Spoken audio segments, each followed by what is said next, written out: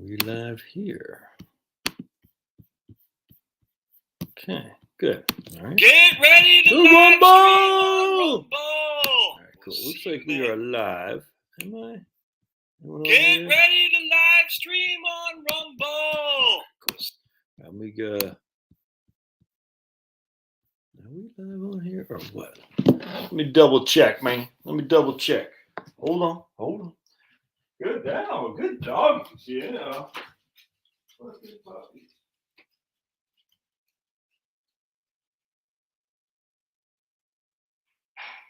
Get ready to live stream, yeah.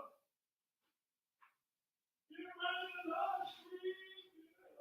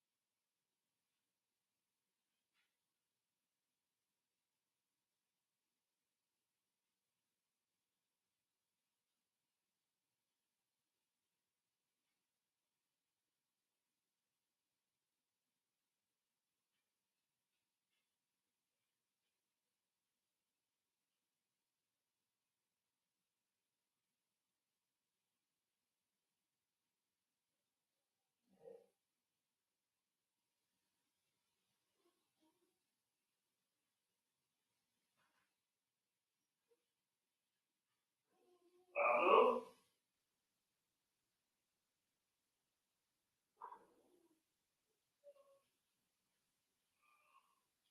Hello?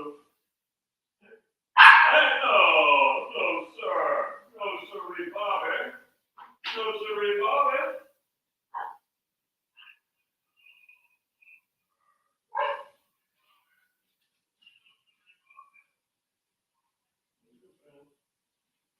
Make my hot tea, people. I'll be there in a second.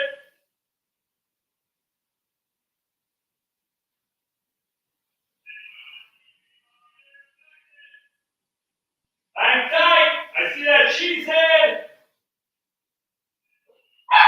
Babu.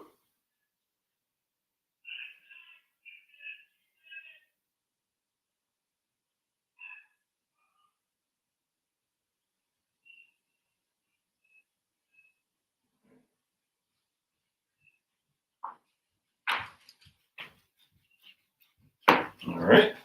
There we go. All right, folks. Got let's do my all right. I just gotta wait for my tea to boil and then I'll get the tea real quick. What maybe Papa needed an emergency walk. The reason we're late tonight is because I'm live streaming with my beautiful and my two daughters and her friend in Tejas, talking about they went to the George W. Bush Presidential Museum today. Did you know that George W. Bush, his museum, has like 53 million in assets and gives a lot of money out, but the Clinton Foundation or the George Bush Foundation has 30 million assets, only gave $1 million out, and they have like, I can't remember what she was saying, like 25 million in expenses and salaries. You know what I'm saying? Isn't that nuts? The Clinton Foundation has given $1 million of their 30-something million dollars in assets, and the rest is for salaries, convention expenses. Friggin' the whole thing is such a scam, man. Look, the whole flipping thing. I thought it was like 5%. Don't you have to give 5% of your endowment out each year to continue to get your tax deferrals? You think anyone's going to actually audit Clinton? You think that's ever going to happen? Why are these guys walking around freely? It doesn't make any sense to me, man. And look, I don't think there should be any deductions anymore. I think it's all one big scam, one big ruse. The Rockefeller Foundation, the Carnegie Foundation, the Ford Foundation, all those foundations just making bank for salaries. It's just a way for freaking rich people to get salaries and get tax deductions. There's no way around that. Oh, there was my tea. I'll be right back. Oh, Finn. Oh, all right. Oh, Finn. Come on. Come on. Finn.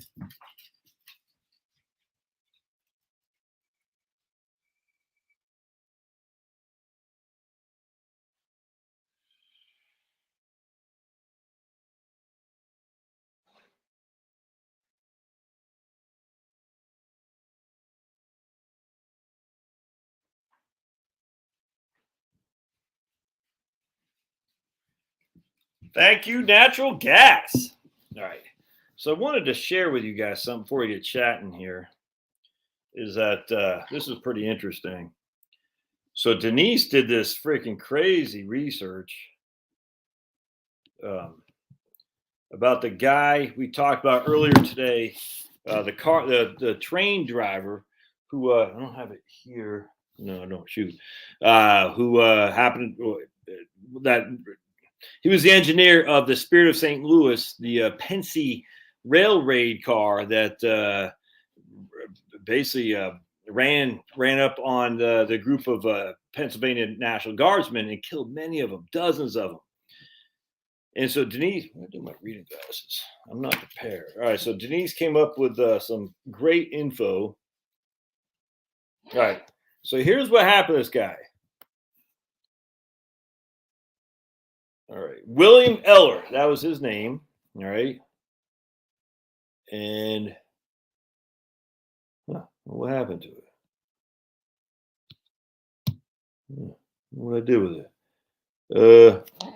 Yeah. Right here. Oh, what the hell, man? I can't. I have the email that.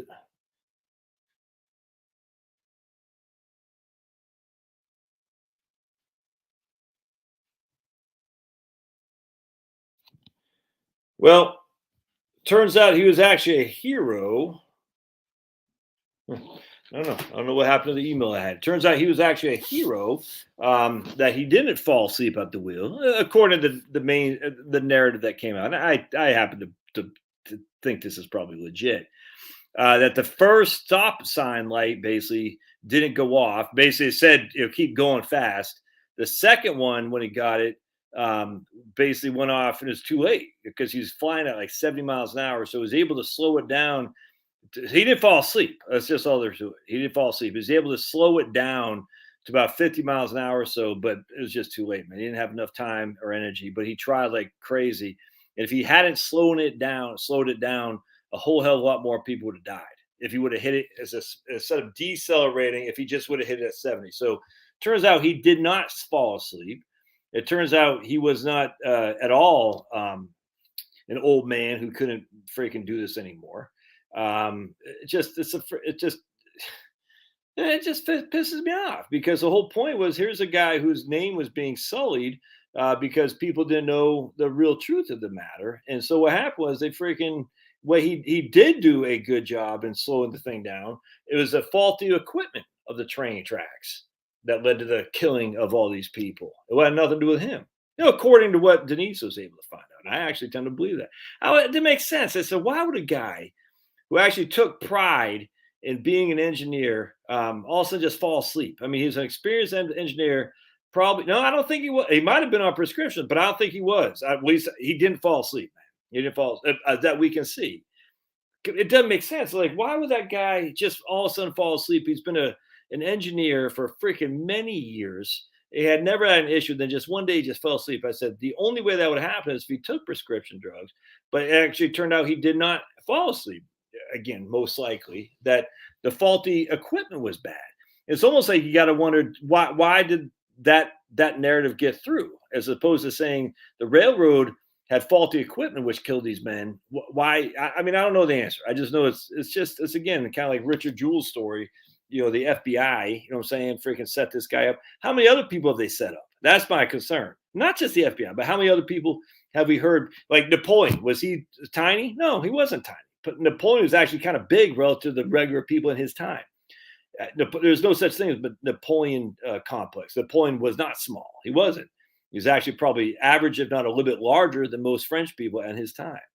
So it's just freaking pisses you off. Because I went into it thinking this guy took prescription drugs. The prescription drugs knocked him out, and he killed all these people, not by any fault of his own. And but now I know better that he actually did what he could to help save lives. And I just wish we could find that stuff out. All right. Also, I want to share with you. Let's do some good. So we want to go, and I'm gonna do this. I haven't done it yet. I just found the. Hold on a second. Right here. So this is Allison Weiss's fundraiser for this woman, Christy Spacuzza. Christy Spacuzza. All right. They've raised $73,000 of a goal of $30,000. You need to donate to this person. This freaking, it so infuriates me as a dad, as a husband of a mom with 4 children. This freaking pisses me off more than anything, and not a damn person cares. In terms of national media, they cared about Ahmaud Arbery, but they don't give 2 craps about her. Yeah, it's the same freaking thing. We have they might even have video, but they certainly have voice recordings of what happened here. But Ahmaud Arbery, we're gonna freaking go crazy with that, but not a damn thing here. It freaking pisses me off. I'm sorry, this makes me mad because we all know why. Because that skin color right there, the perp is black, the victim's white, and because that doesn't fit the narrative, and everyone just says, let's throw it under the freaking rug, and screw the whole. I tell you, man. Anyway, the point being is there is a chance to freaking say no more of this crap, no more. And look, it's not going to help. I grant you. You're donating $50 to this woman's freaking surviving husband and kids. It's not going to help in terms of. But if we can raise enough, some money to say no, this is wrong. It's wrong that no one talks about this as if interracial crime is a one direction. It's not. It's far away not a one direction thing. Some guy put an email on my thing on my YouTube channel. He goes, man, YouTube's not going to like you if you keep this up. I said, you're probably right, but this is unjust. It's injustice. And I pointed out, by the way, just to show my cred that I see injustice on both sides. When they arrested that black kid in New Jersey, when the white kid was fighting the black kid, and they just arrested the black kid, the white kid sat there. Now, I mean, look, that's injustice too. But the black kid isn't dead. He's not dead. Yeah, it's embarrassing. A hell of a lot better be embarrassed than dead. You see what I'm saying? Now, I'm the one who actually freaking talks about what happened in Ferguson, Missouri, by the way. Why the people in the city were so pissed off, and in Chicago, because the municipalities are charging people excessive rates for parking violations. And no one cares. No one cares. That's why the people in Ferguson, Missouri are so pissed off the cops, because the cops are just executing the orders that the mayor and the city council are doing for freaking violations of a parking. Same thing happened in Chicago. Going to these poor neighborhoods and freaking towing cars because of a parking ticket. It's freaking insane. And then making the people pay it back. It's nuts. But no one says anything about that. Oh, but we're going to say something about Michael Brown, his fake hands up, don't shoot. It's all fake, man. It's all fake. But yet they had a legit reason to gripe. Same like Eric Gardner in New York City, selling individual cigarettes. He shouldn't have been dead. Should have been freaking never should have came that ever. This whole thing why I'm anti-freaking the stupid drug war, because we've lost it freaking decades ago. And all it's doing is putting poor people in jail while Hunter Biden's of the world and the rich white people of the world go by scot-free. I completely agree with that. It's freaking not just. It's wrong. At the end of the day, though, when a white person gets killed interracially, no one cares. But now we're going to make a freaking national media thing about a white cop, 2 white cops in some stupid mall in New Jersey arresting some black kid, and the white kid didn't get arrested. Okay, but no one says a damn thing about this. I'm freaking pissed. I'm pissed. All it does is create chaos, and I don't want chaos, but it's what Satan does. Anyway, so here we go. Here's Christy. She went missing on Thursday, February 10th, when she was unexpectedly taken from her family. She was the main provider. She was an Uber driver, my friends, of her family of 6, 4 kids and a hub. The money we raised is solely going to expenses for Brandon and their 4 kids. Now, I don't know who Allison Weiss is. I don't know if this is legit. I have no idea. And at the end of the day, I tell you, man, at the end of the day, it's not for me to judge or be executioner. I don't know. And actually, it's not for me to judge if Allison Weiss is legit. I don't know. That's not it's kind of like when you give money away, he's like, well, they're going to use it on bad things. Well, that means they probably need the money more than you anyway. So I'm going to put a link in the show notes here. Because this doesn't freaking piss you off, man. Nothing. Well, I don't know. Well, but I had some white guy say, it's just what I just, I wish white people would stop being so damn defensive.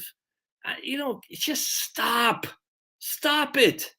It's embarrassing. He was saying, oh, it's not a hate crime. It's something else. I'm like, she's friggin' dead, dude. She's dead. And the only reason that anything has to do with race is because they are making it on there. But they're not doing it if the races are different than what the narrative is. You know that. Stop making excuses for it and start saying, no, this is wrong. If you're going to make a freaking national issue about Ahmaud Arbery, you need to make a national issue about this. There's no difference. There's no difference. Actually, there is a difference. There's a woman who got killed with 4 kids. Ahmaud Arbery was not a woman with 4 kids who got killed, who was driving a freaking Uber. That's the only difference. This is even worse. Stop making excuses. Damn, it freaking infuriates me so. I don't understand why it doesn't make you racist to point this crap out. You're racist if you don't, because you're being a fool. And stop being a fool. I got no time for that crap. You got no time for that. Life's too short. All right, so let's see. So anyway, try to help out. I'll donate $250 later when we're done here. And look at my man here. This guy, check this out. And again, I assume, look, I can't stand GoFundMe. I get it. I don't like it. I wish they would have done something else, but BSMA. Look at my man Lee Rizzuto, $5,000, man. So that's good stuff, man. I'm so infuriated by this simply because I have a wife with 4 kids. If I got killed because I had to go driving an Uber, you know what I'm saying? Thankfully, I got life insurance. But what if she got killed? All right. All right. Trip to Maine. Well, I got yeah, I put it in there right now, Denise. Yeah.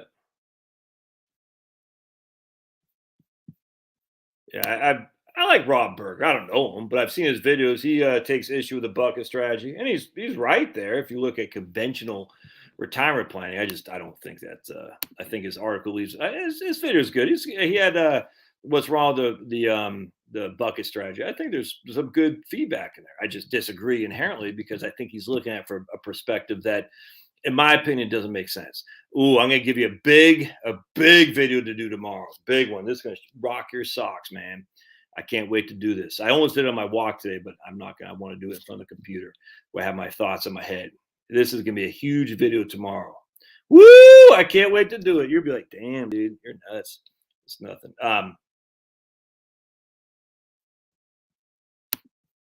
Yeah, 100%. How many people run 39 minutes late, just chilled to the point of sleeping? And he took pride reading some of the stuff, Denise, about his colleagues who said he took an issue of making sure they got on time, that he could run fast. It'd take him. He wasn't reckless. He was trying to get there on time. He took pride in being there on time, and on top of that, he had the green light, or he had the keep going light. What Denise found out. Why would that not be front and center? I read the friggin' testimony in Congress too. And it didn't say anything that I could see. At least I didn't do all the sleuthing that Denise did. But I was like, the freaking just nuts.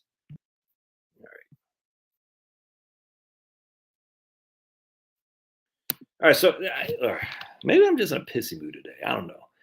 I don't understand what's wrong with just selling 4%. I don't know who this guy is, Timothy Francis.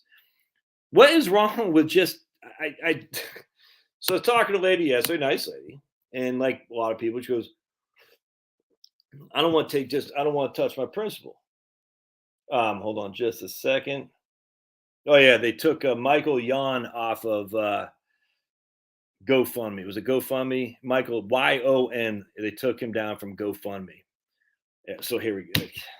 But yeah, who's the stupid clown who shot that Jewish candidate in Pittsburgh or something like that? He got his GoFundMe to pay Black Lives Matter to give him $100,000 of bail. Look, we can gripe all day long about this, man. It's just it doesn't matter. You got to understand, we are dealing on borrowed time on these platforms. There's no other way around that. And if you're not actively, I'm on Rumble too, by the way. I need to double check Rumble. Is anyone on Rumble yet? All right, yeah. If you're not actively, we got 2 on Rumble. Cool. All right. looking at other platforms. Look, I like YouTube, but I mean, it's only a matter of time. I don't know when, where, how they're going to ban me, but it's just look. These are borrowed times. Now, they shouldn't do it because they have, got preference from the government. We know that. Look at Twitter. I mean, we know that for a fact. But it's happening, and you can gripe all day long. It's not fair. It's idiotic. I get all that. At the end of the day, though, it's better now than when it was 20 years ago or 40 years ago with just Walter Cronkite, that far left commie pig. Is completely better now. You have more access to more information than you could possibly imagine, even with the technology, banning people. It's better now. But with that said, GoFundMe is evil. Pretty evil. I'm not gonna lie to you. YouTube has some problems, 100%. We all know this, but you're a sharecropper, and when the landlord says you got to go, you got to go. It's just that simple. So just make sure you're frequenting other. And look, I am on a Bertaria Times app. App.bertaria.times. I'm on that. I'm on unauthorized.tv. All right. I'm on Rumble all the time. On Rumble, I'm on Rumble more and more now. I was following Gavin McInnes on was he on Uncensored, which I like. I just keep forgetting to go there. That's the problem. I like Rumble and I like YouTube. You know what I'm saying? I follow my man Crow. He's on a web-based platform, which I like. Actually, this is crazy. What? You guys should follow this guy. If you want some stuff that's mind-blowing, this guy's fantastic. This is one of my favorite guys right here. This is Crow. Crow was 2R, CRRow777radio.com. A Marine too. This is crazy. So check this out. I thought this was nuts. I can't show you the video because I'll get freaking strike marked or whatever. I want to show you one thing. Hold on a second. There's a guy. Hold on. Bear with me. This is you got to listen to this video. It's nuts, man.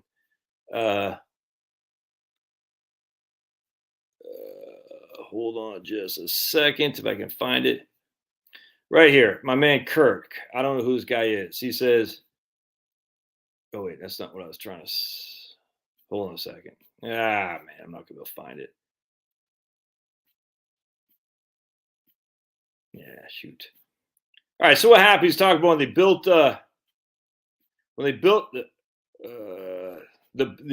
World Fair in Chicago. And it's incredible because they built it and then like in 2 years and they took it down. And if you actually look at it, you're like, whoa, can they actually put that up in 2 years and take it down? Can they actually do that? Because it's pretty elaborate. You know what I'm saying? It's nuts. And it's very, very interesting. And it makes you think of like the Egyptian pyramids and all that. Does that make any sense? I mean, the engineering that went into that stuff, it just makes you think. I love it. That's what I love about Crow because he just makes it. He's like, and he has all this stuff on here where they're like, that doesn't make sense, man.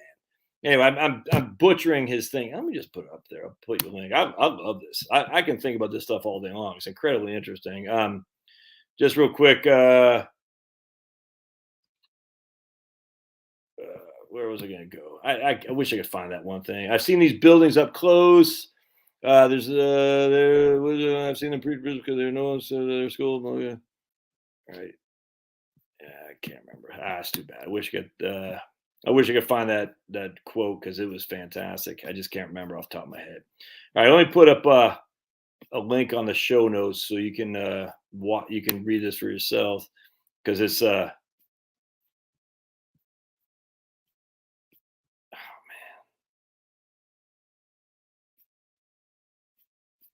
I wish I could find this guy's thing. Oh man, it sucks. All right, let me just get you the link. Anyway, but again, these are the kind of stuff that we've never had access to before if we didn't have the technology that we have now. How awesome is that? All right, so let's go back to what my man said. He's going to take 4%. He wants to take his dividends instead of 4% a year. Let me show you something, guys. I think this is pretty. You might get a kick out of this. All right, hold on just a second. All right, hold on just a second.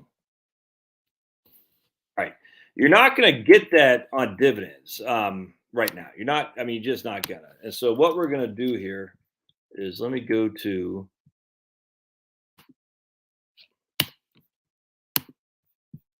link, share, Kodo. All right. So watch the chart of the preferred stock ETF. I think it only goes back to 2004 or 5 or something like that. Oops, Max right there. Look at that. Look at that. Right now it's paying, the yield is 4.47. 4.47. It was issued at 50. Now it's at 36. So if you lost, $14 a share, if you would have bought it at the opening, y'all can see that, yeah, in 2007. But after the first fall off, is come back to say right there, flat as can be, man. Flat as can be, flat as a board. That's a preferred stock. Notice there's no growth, all right? But you've been getting 4.47 is what you're getting right now. But basically, look at that, just flat as can be, flat as a board. Now, you're not gonna make any money in terms of, you're not gonna get any upside. I mean, you can see this right here, right? I mean, it went from 50 to 36. So you have downside, you had some downside. You've lost share value, but if you're just trying to live off your dividends, well, here you go. Now, if we want to look at something like Merck,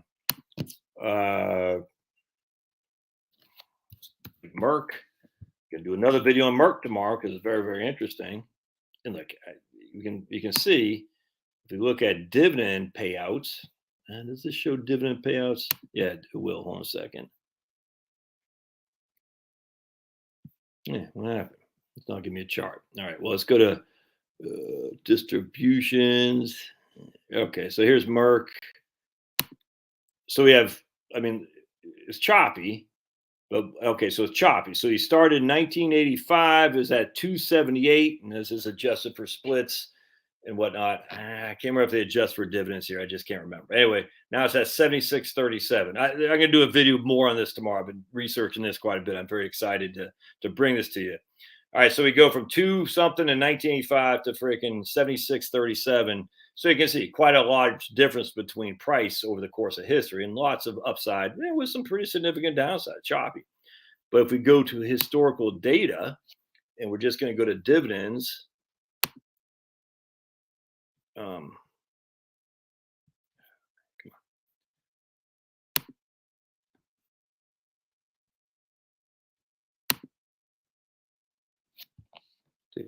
are you doing? There we go. All right, let's go to dividends. And we're going to go to,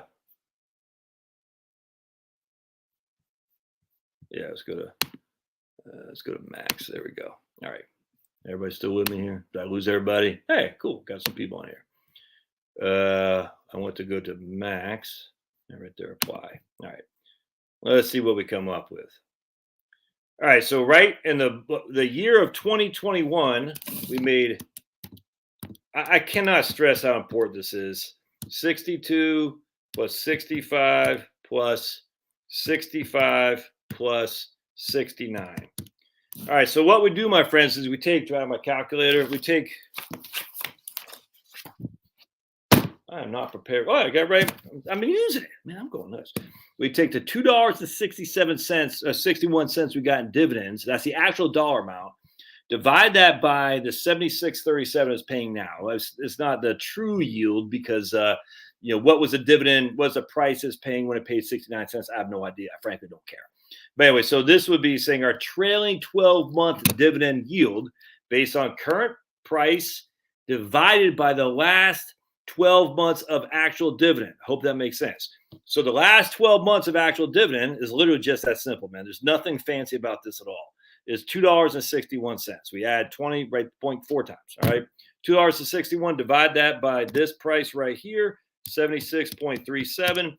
That's a 3.4% dividend yield. Frankly, that doesn't mean that much. It really does not. What matters if you're looking for dividends is, are they increasing them? So let's go all the way back, shall we, we'll go to 1997. There we go. So right now we know it's paying $2.61. So let's take our trusty calculator. I keep forgetting my freaking Oh boy. I need to get a. Oh, okay, sweet. So it's 261 right now. 2021, 261 off. Was it $71 a share? A 3.4 yield. All right. So check this out. 1997 is right here. 0.20. Oops. 0.20 plus, and I'm just rounding. 0.20 plus 0.20 plus 0.21 plus 0.21. 82 cents. All right. 1997. All right. There we go. There's 82 cents in 1997. Oh, man. So we take our, what was the price back then? Let's go to price. Yeah, let's go to, oops, I want to go to dividends. Let's go to price, historical prices. And we're going to go to 1997.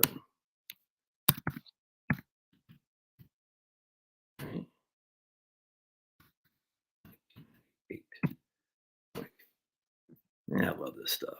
I don't know why. Just why does it go to? Oh, there we go. All right, sweet. So in February 19th, adjusted close that includes the dividends and the splits and all that. It was $24.99. All right, so now I gotta take my shirt and wipe up the mess I made. All right, it's 24. We're gonna say $25. All right, so we divide by 25, 3.2. So let me show you what I'm talking about. So let me stop this share here real quick. Man, I like it. I don't know why I like this stuff. It's interesting to me. Always has been. There's no science to this, folks. There isn't. Black Scholes. Give me a freaking break, man. The whole thing's nuts. There's no science to this whatsoever. The only science is how much money is getting into your pocket. That's all that matters. All right. So 2021, we have $2.61 of actual dividends paid. 1997, we have 82 cents of actual dividends paid. All right. I didn't look up the other years. I think they had a special dividend in 1 year. I forgot what it was. More to come tomorrow when I do my video on Merck specifically. There's a reason I'm doing my video on Merck, because I want to show you how you can predict future rates of return on stocks. It's actually pretty easy. The prediction is easy to make. Whether or not that comes to fruition is completely contingent on so many things that there's no way you can predict, because we're not in the business of forecasting future events.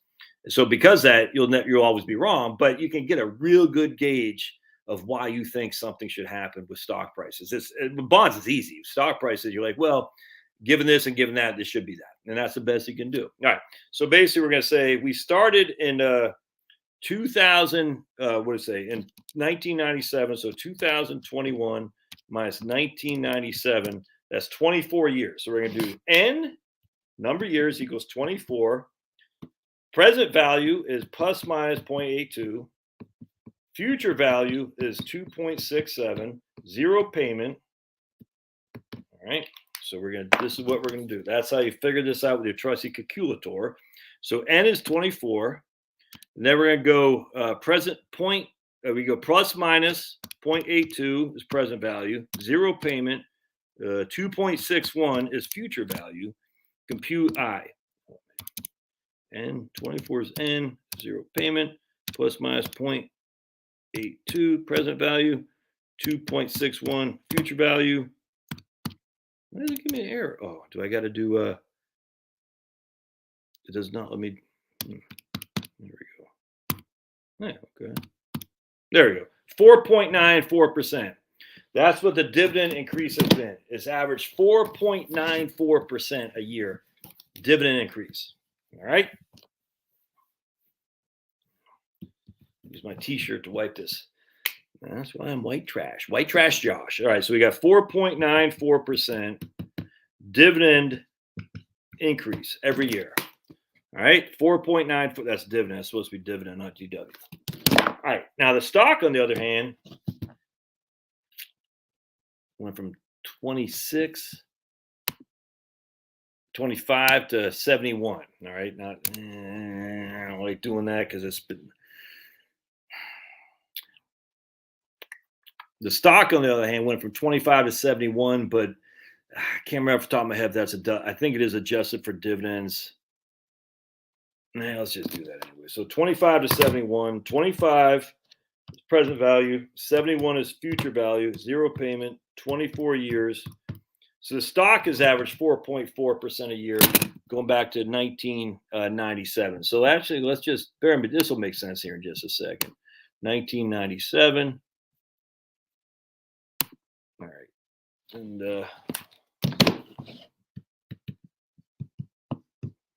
4.4. All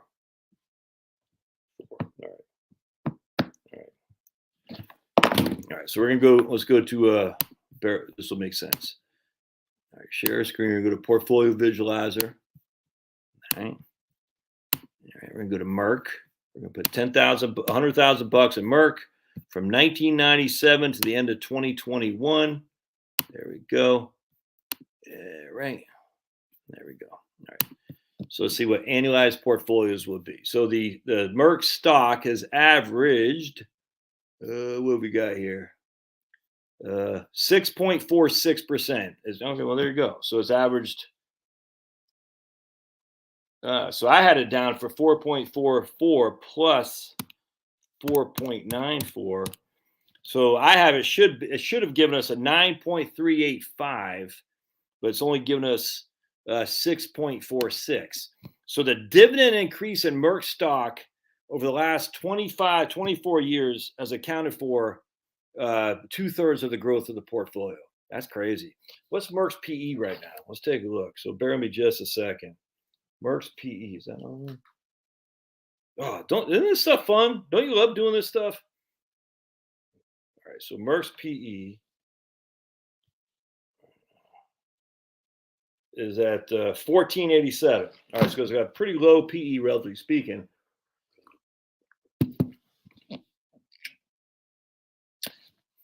Interesting. And it's actually trading at 76 right now. Okay. Where did I get 71? Oh, at the end of 2021. Okay. So Merck's PE is at, what did I say, 14 something? So what was Merck's PE? 14, we'll just say 15. So what was Merck's PE in 1997? What was PE for Merck in 1997? Wonder if we'll see anything. Could probably look at stock charts.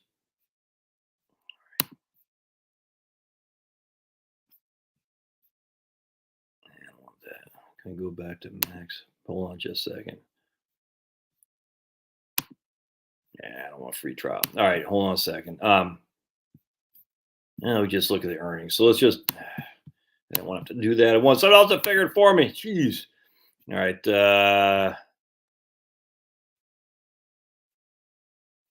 Well, here's something. Let's see if this, I just don't have to look at the freaking net income. Oh, you guys can't see what I'm looking at, can you? I guess not. Sorry. Thought you guys could see what I was looking at.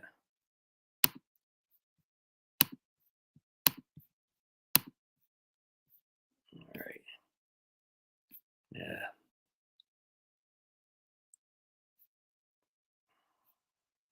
Anyway, if anyone wants to do a quick research, see what the net income of Merck was in 1997 and see what the PE was in 1997.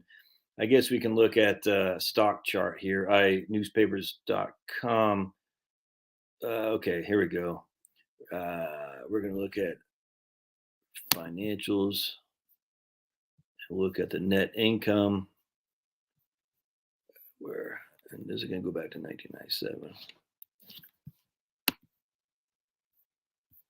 Yeah, it goes back to 2005. All right, so I don't know. I just don't feel like looking at it. Yes, I do. I'm sorry. We're going to hold on just a second. All right. Hold on a second. We're going to go to newspapers.com and we're going to look in 1997. Merck stock price earnings. All right. And we're going to price PE. There we go. All right. So let me show you what I'm doing here, amigos.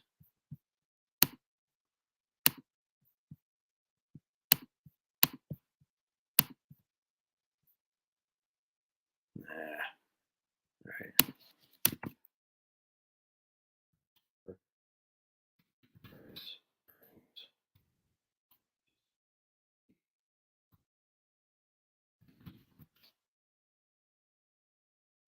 Merck stock. Let's just do Merck stock.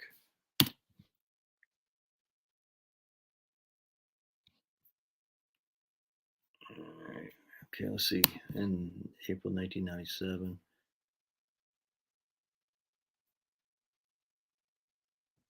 Oh boy. That doesn't give us our P. Merck stock. Okay. All right. So let's just go to earnings. Merck.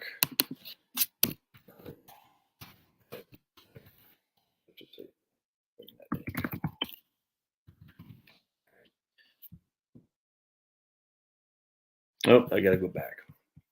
Search.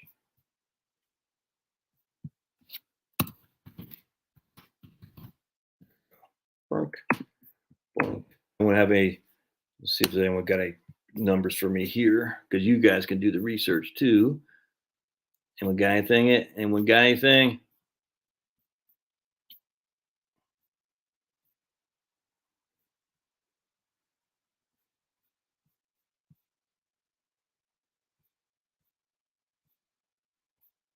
No one's got.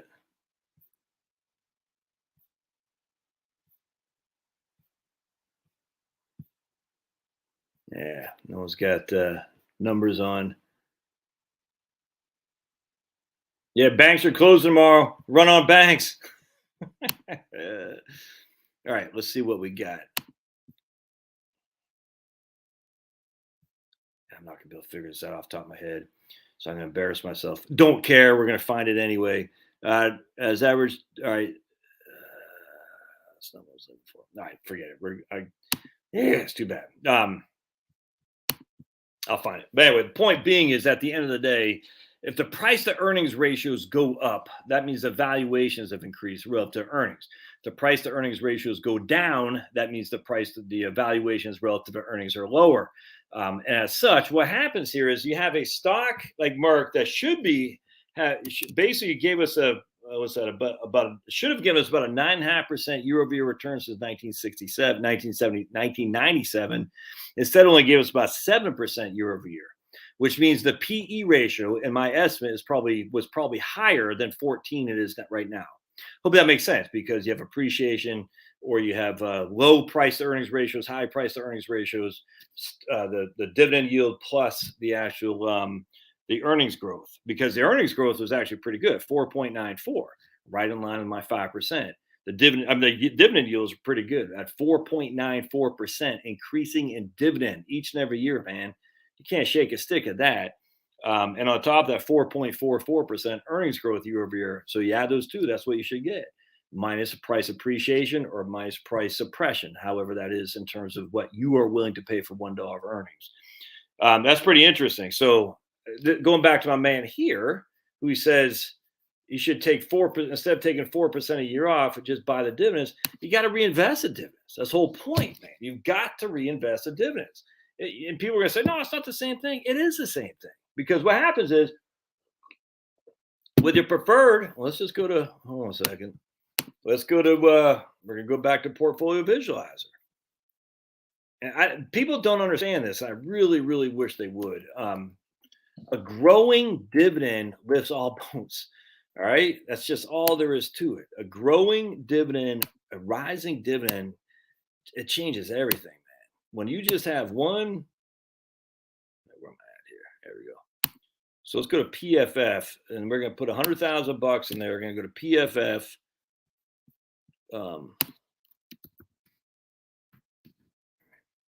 since inception.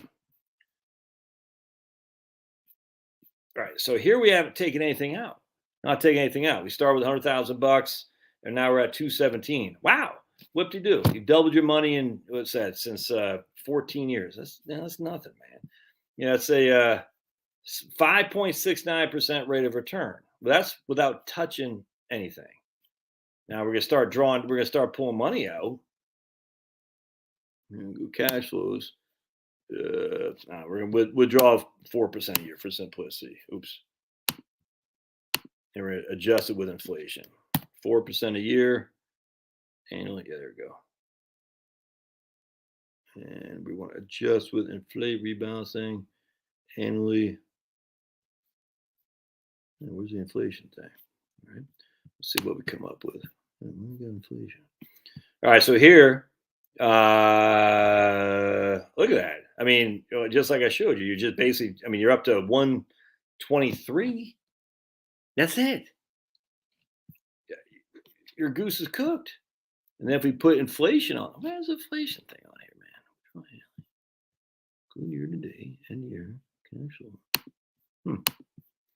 Rebalancing, leverage type, reinvest dividend. Oh, that's okay. There we go. We're not good. There we go. That's what we want. We don't want to withdraw.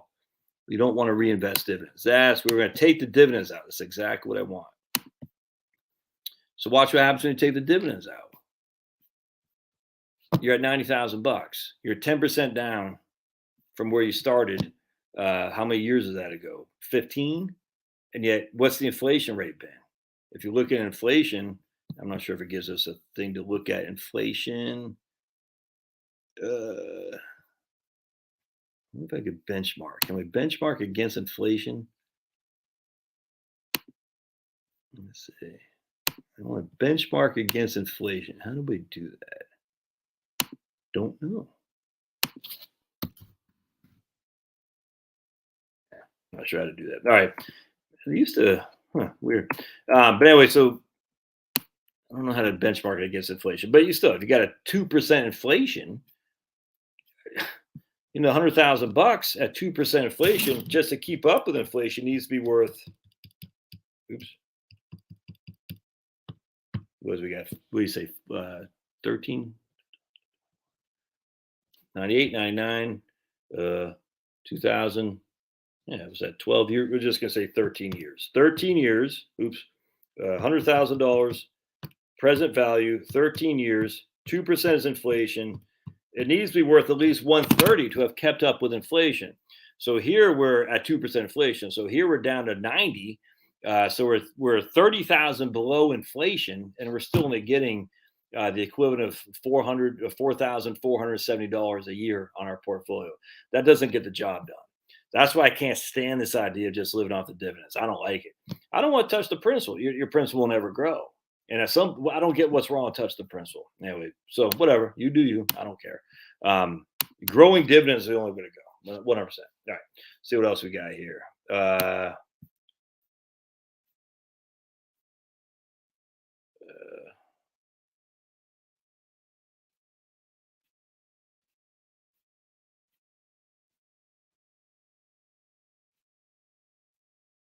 Yeah, well, dividends aren't guaranteed, but what's guaranteed anymore? Yeah, I know.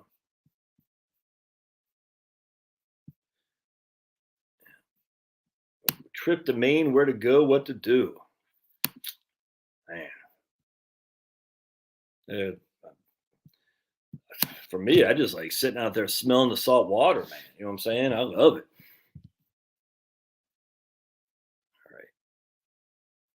All right. Beginning. Go snowshoeing. All right, one sec. Anything going on? Hey, right on, man. Got some guy on Rumble says thanks. So I got 2 guys on Rumble. Right on. You got it. 5 people on Rumble. All right. Let's get ready to rumble. All right. By eliminating the gas tax, when that crosses, are they actually contemplating eliminating the gas tax? When I used to be very active in the Chamber of Commerce in Rockingham County. We had this crusty old guy who always wanted to raise the gas tax because the congestion on the roads was so bad. And I always said, dude, they can raise the gas tax all they want. Do you really think that money is going to go to build roads, to take cars off? And just give me a flipping break. I said, you've been around long enough. You know this. And so now they're going to reduce the gas tax because the price of gas is too high. It's just friggin' stupid, man. I said they're going to raise the gas. You're going to raise the gas tax. You'll never get the roads you want. Northern Virginia is still insanely busy. 81 is still a freaking highway to hell. Nothing has changed, man. Nothing has changed. But now you got higher gas taxes and perpetual. And you didn't get any better roads. You didn't get any freaking less congestion. You didn't, man. It's such a. They're going to raise the taxes to pay for the roads. It never works like that. It's such a false flag. I just hate it. So now they're going to eliminate the gas tax. Well, why'd you have to begin with there, guy? Well, because the prices are so high. Okay, so why was it there to begin with? Prices weren't so high before. It's so freaking. Yeah, GoFundMe, because they take all kinds of people off, man.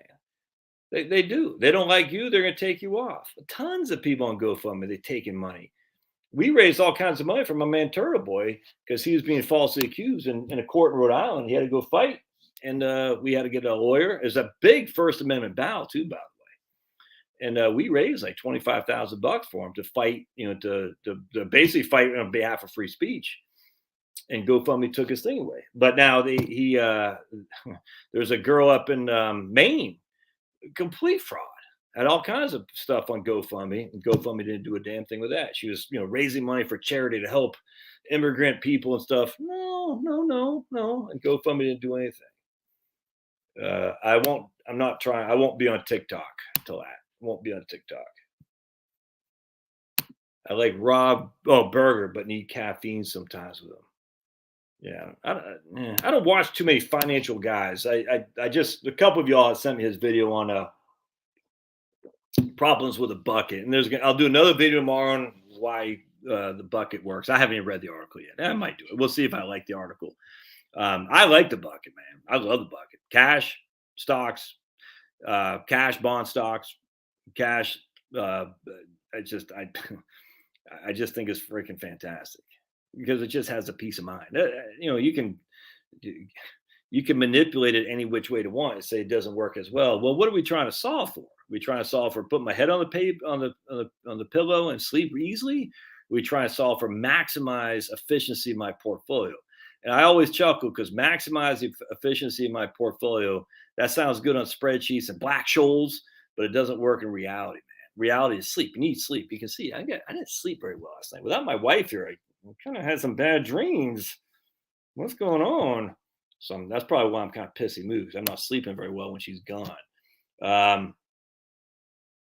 Yeah, so all right. So here's my man Chicken Charlie. Now he's a chicken. All right, he's a chicken. So he doesn't want to touch his principal because he's chicken. He says, I'm living off dividends, but I have no debt. 1.2 million portfolio. So if we got a 3% yield on 1.24, he's living off $40,000 a year. He hasn't touched his principal. Well, he will at some point. We assume, I don't know, but I imagine he will. But here's the interesting thing. What happens to the share price if it goes down, 25%? Does he have to touch his principal? No. If he's living off his dividends, he can. The drawback, again, is I like growing dividends. I like my dividends to keep growing. So a lot of people buy these high-yielding stocks without recognizing that they're buying high-yielding stocks, and they're going to the reason they're high-yielding more often than not is because the share price is so low. Why is the share price so low? Because it looks like they can't continue to pay their dividends. That's why. They're not generating enough cash to pay their dividends. AT&T comes to mind. Actually, has AT&T, they did reduce. Have they? I haven't looked. Let's see. Have they? There we go. AT&T. Yeah, they're still showing 8.71% dividend yield. That must. Yeah, look. There you go. It's funny. AT&T is a great stock. 8.1% dividend yield. Yeah, the price has fallen from freaking 32 to 24 right now. So the dividend yield is reason, and even though they cut the dividend in half or something like that, well, they cut the dividend in half, still has the same dividend yield because the price has dropped by a third. And there you go. So what happens is when you have a company that looks like they're not going to be able to maintain their dividends, the stock drops in value because something happens to AT&T, and that's exactly what happens. So you're down 33% on your portfolio value. You still have the same dividend yield, but you have less of a dividend payout. I cannot stress this enough. Dividend yield is based on the dividend divided by the share price. You want to increase your dividend yield, you do one of two things. You raise the dollar amount for dividends, or you have a decrease in share price. That's it, man. There's no other way around that. All right. So if you have again, for simplicity, let's just draw this out because people don't get how this works. And actually, once you get it laid out to you, you get, oh, that makes sense. All right. So we have a $30 stock. All right. And we're just going to say we have a $2 dividend, not a dividend yield, a $2 dividend. All right. So we have $30 stock, a $2 dividend. What's the dividend yield? Let's go. Who's got it?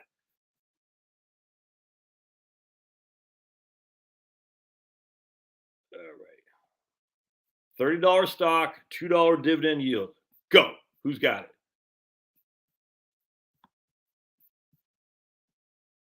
6. How'd you get 6, Jeff? Exactly right. 6. How'd you get that?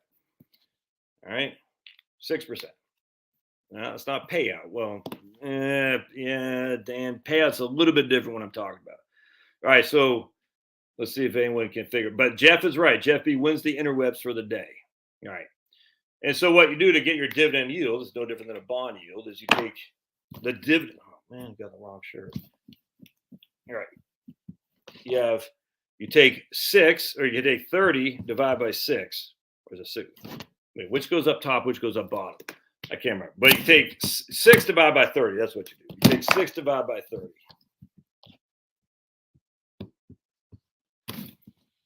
Which goes up top? Which goes up bottom? Ooh, you know where I'm going with that, right, fellas? No, it's not 6. What did I say? 2. There you go.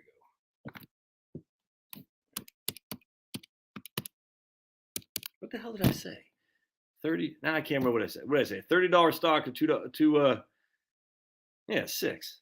All right. Anyway, hey, there's Jill. I haven't seen her for a while. 6. All right. Now I can't remember what I said anymore. 2 divided by 30, right? There you go. 6.667. Right on, Hodges. There you go. There's my man. No, it's not. It's 2 divided by 30. Right on. There you go. So Hodges got it right. So Jeff B, you lose the internet. Sorry, bud. Jeff B loses. It's 2 divided by 30, which is 6.66. Right on. All right. All right. So we got 6.66% dividend yield. All right. That's what it's paying. That's the yield. All right. All right. The yield. Now, how do we get that yield to go up? Well, we can do one of two things. Let's have that price drop from 30 to 20. All right. So 30 to 20. We still got $2 dividend payout. So the price drops from 30 to 20. We still got $2 payout. So we take 2 divided by 20. It's going to be a 10% dividend yield. All right. So our dividend yield is now 10%. Is that good? Not if you own the stock at 30. Not if you own the stock at 30. Because you're still getting a $2 dividend yield on a $30 stock. So you, for a yield to cost, is still, what do we say, 6.667. Now, the new guy says, hey, I'm going to buy that stock at a 10% dividend yield. But the question you have to ask is, why did it drop so much? Why did it drop 33% from 30 to 20? Did it just happen in a vacuum? Or is there some reason AT&T comes to mind, GE comes to mind, all these stocks come to mind, why the stock dropped so much? Because they probably looked at the debt and they said, man, no, Denise, not 6%. Where you been? Where you been, Denise? We already answered this. 6.667. Something happens that says, hey, it's not a giant casino. The stock market is not a giant casino. It's based on earnings and dividends. That's not betting like freaking on the Lakers versus the Celtics. It's just not. The casino is speculating. Earnings and dividends are not speculating, my friends. They're true numbers. Because you actually shop there. Bring On the Pain actually goes to stores to shop and spend his or her hard-earned money to buy goods and products and services. You're not doing that at Lakers-Celtics game at the Las Vegas Sportsbook. All right. So now you got a 10% yield. All right. Is that a good buy? I don't know. No one knows. That's how you get a higher dividend yield. Or the stock stays at 30. Instead of a $2 payout, a $2 dividend, they're bringing up to 3. All right, so now we got a $3 dividend. All right, so you take 3 divided by 30, and now we get a 10% yield. Because now we're getting more dollars for the price. Does that make sense? So the only way for dividend yields to go up is actually they raise the dividend, the amount of money they're paying, or the price drops. Now, if you're a current shareholder, you want the price to stay or go up, and the dividend to go up, to pay more. That's what you want, assuming they can afford it, by the way. All right. I am going to go ahead and show you this. I was going to save it for tomorrow. Have it up here. One second.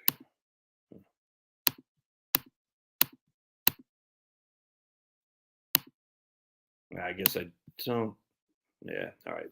I don't have it right there. Anyway, so the dividend amount goes up. The share price probably just doesn't stay the same, does it? Because people are like, whoa, Merck just increased their dividends from $2 to $3, a 50% increase in dividend, and it's still only trading at $30. I'm going to get on that. And now they'll make the price go up. So what happens when the price goes down? Because the anticipation of dividends being reduced. So if you're living on dividends and the dividend gets reduced, you're in a world of hurt, man. Because that dividend AT&T comes to mind. You have Verizon, I'm sure it's only a matter of time. I don't know, but I would presume there's no earnings there. I don't think. I mean, there's tons and tons of debt. At some point, the debt, unlike the federal government, the debt's got to be paid. The point being is, don't just look at dividend yield as something to buy, so that's a good buy. I mean, yeah, the PFF, if you just want steady forms of income, looks great. I mean, I remember I was knee deep in preferred stocks in 2007 and 8, and I got my butt kicked, man. Anyway, the point being is, if you're just looking at dividend yield as your source of income, almost like a bond on steroids, that's fine. If you're looking at growth, you want to accumulate, you cannot just look at dividend yields and spend the dividends. Oh, what's going on? My Wi-Fi bad? You guys still there? Yeah, I hope that makes sense. All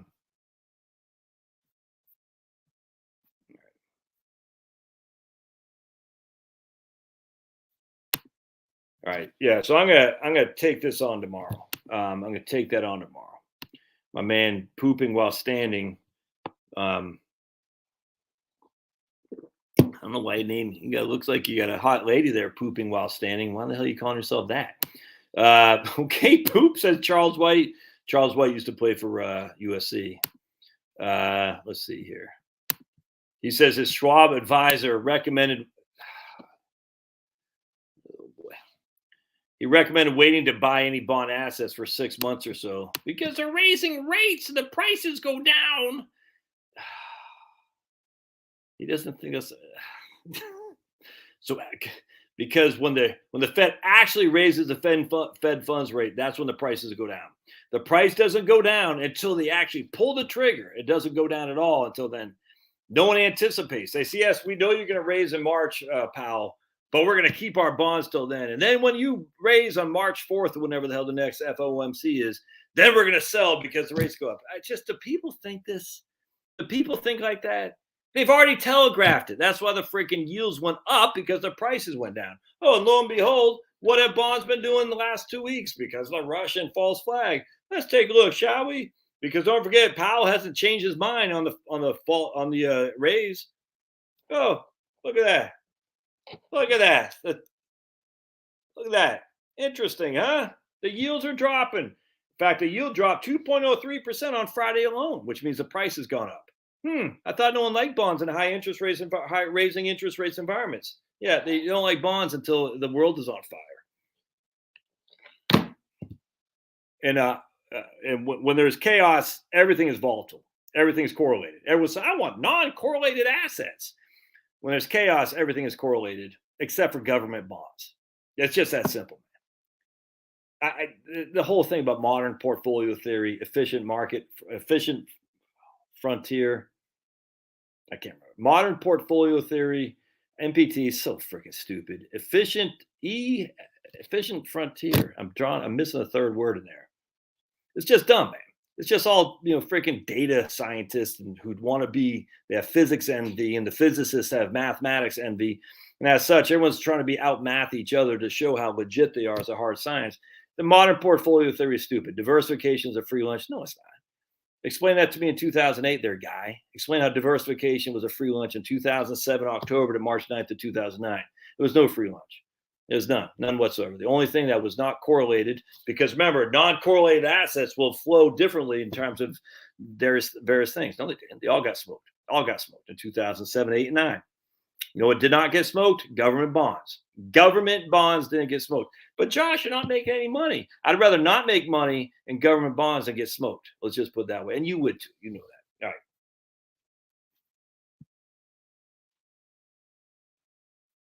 I have not read The Simple Heart Cure by Dr. Crandall.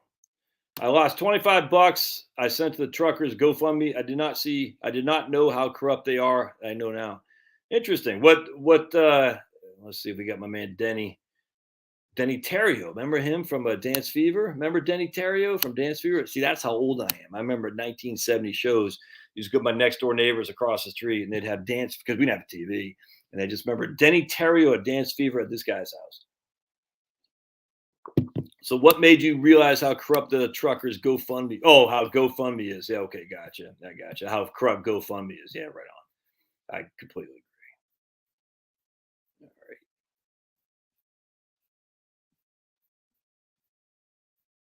Well, we talked about Lily's a great looking woman from AT&T.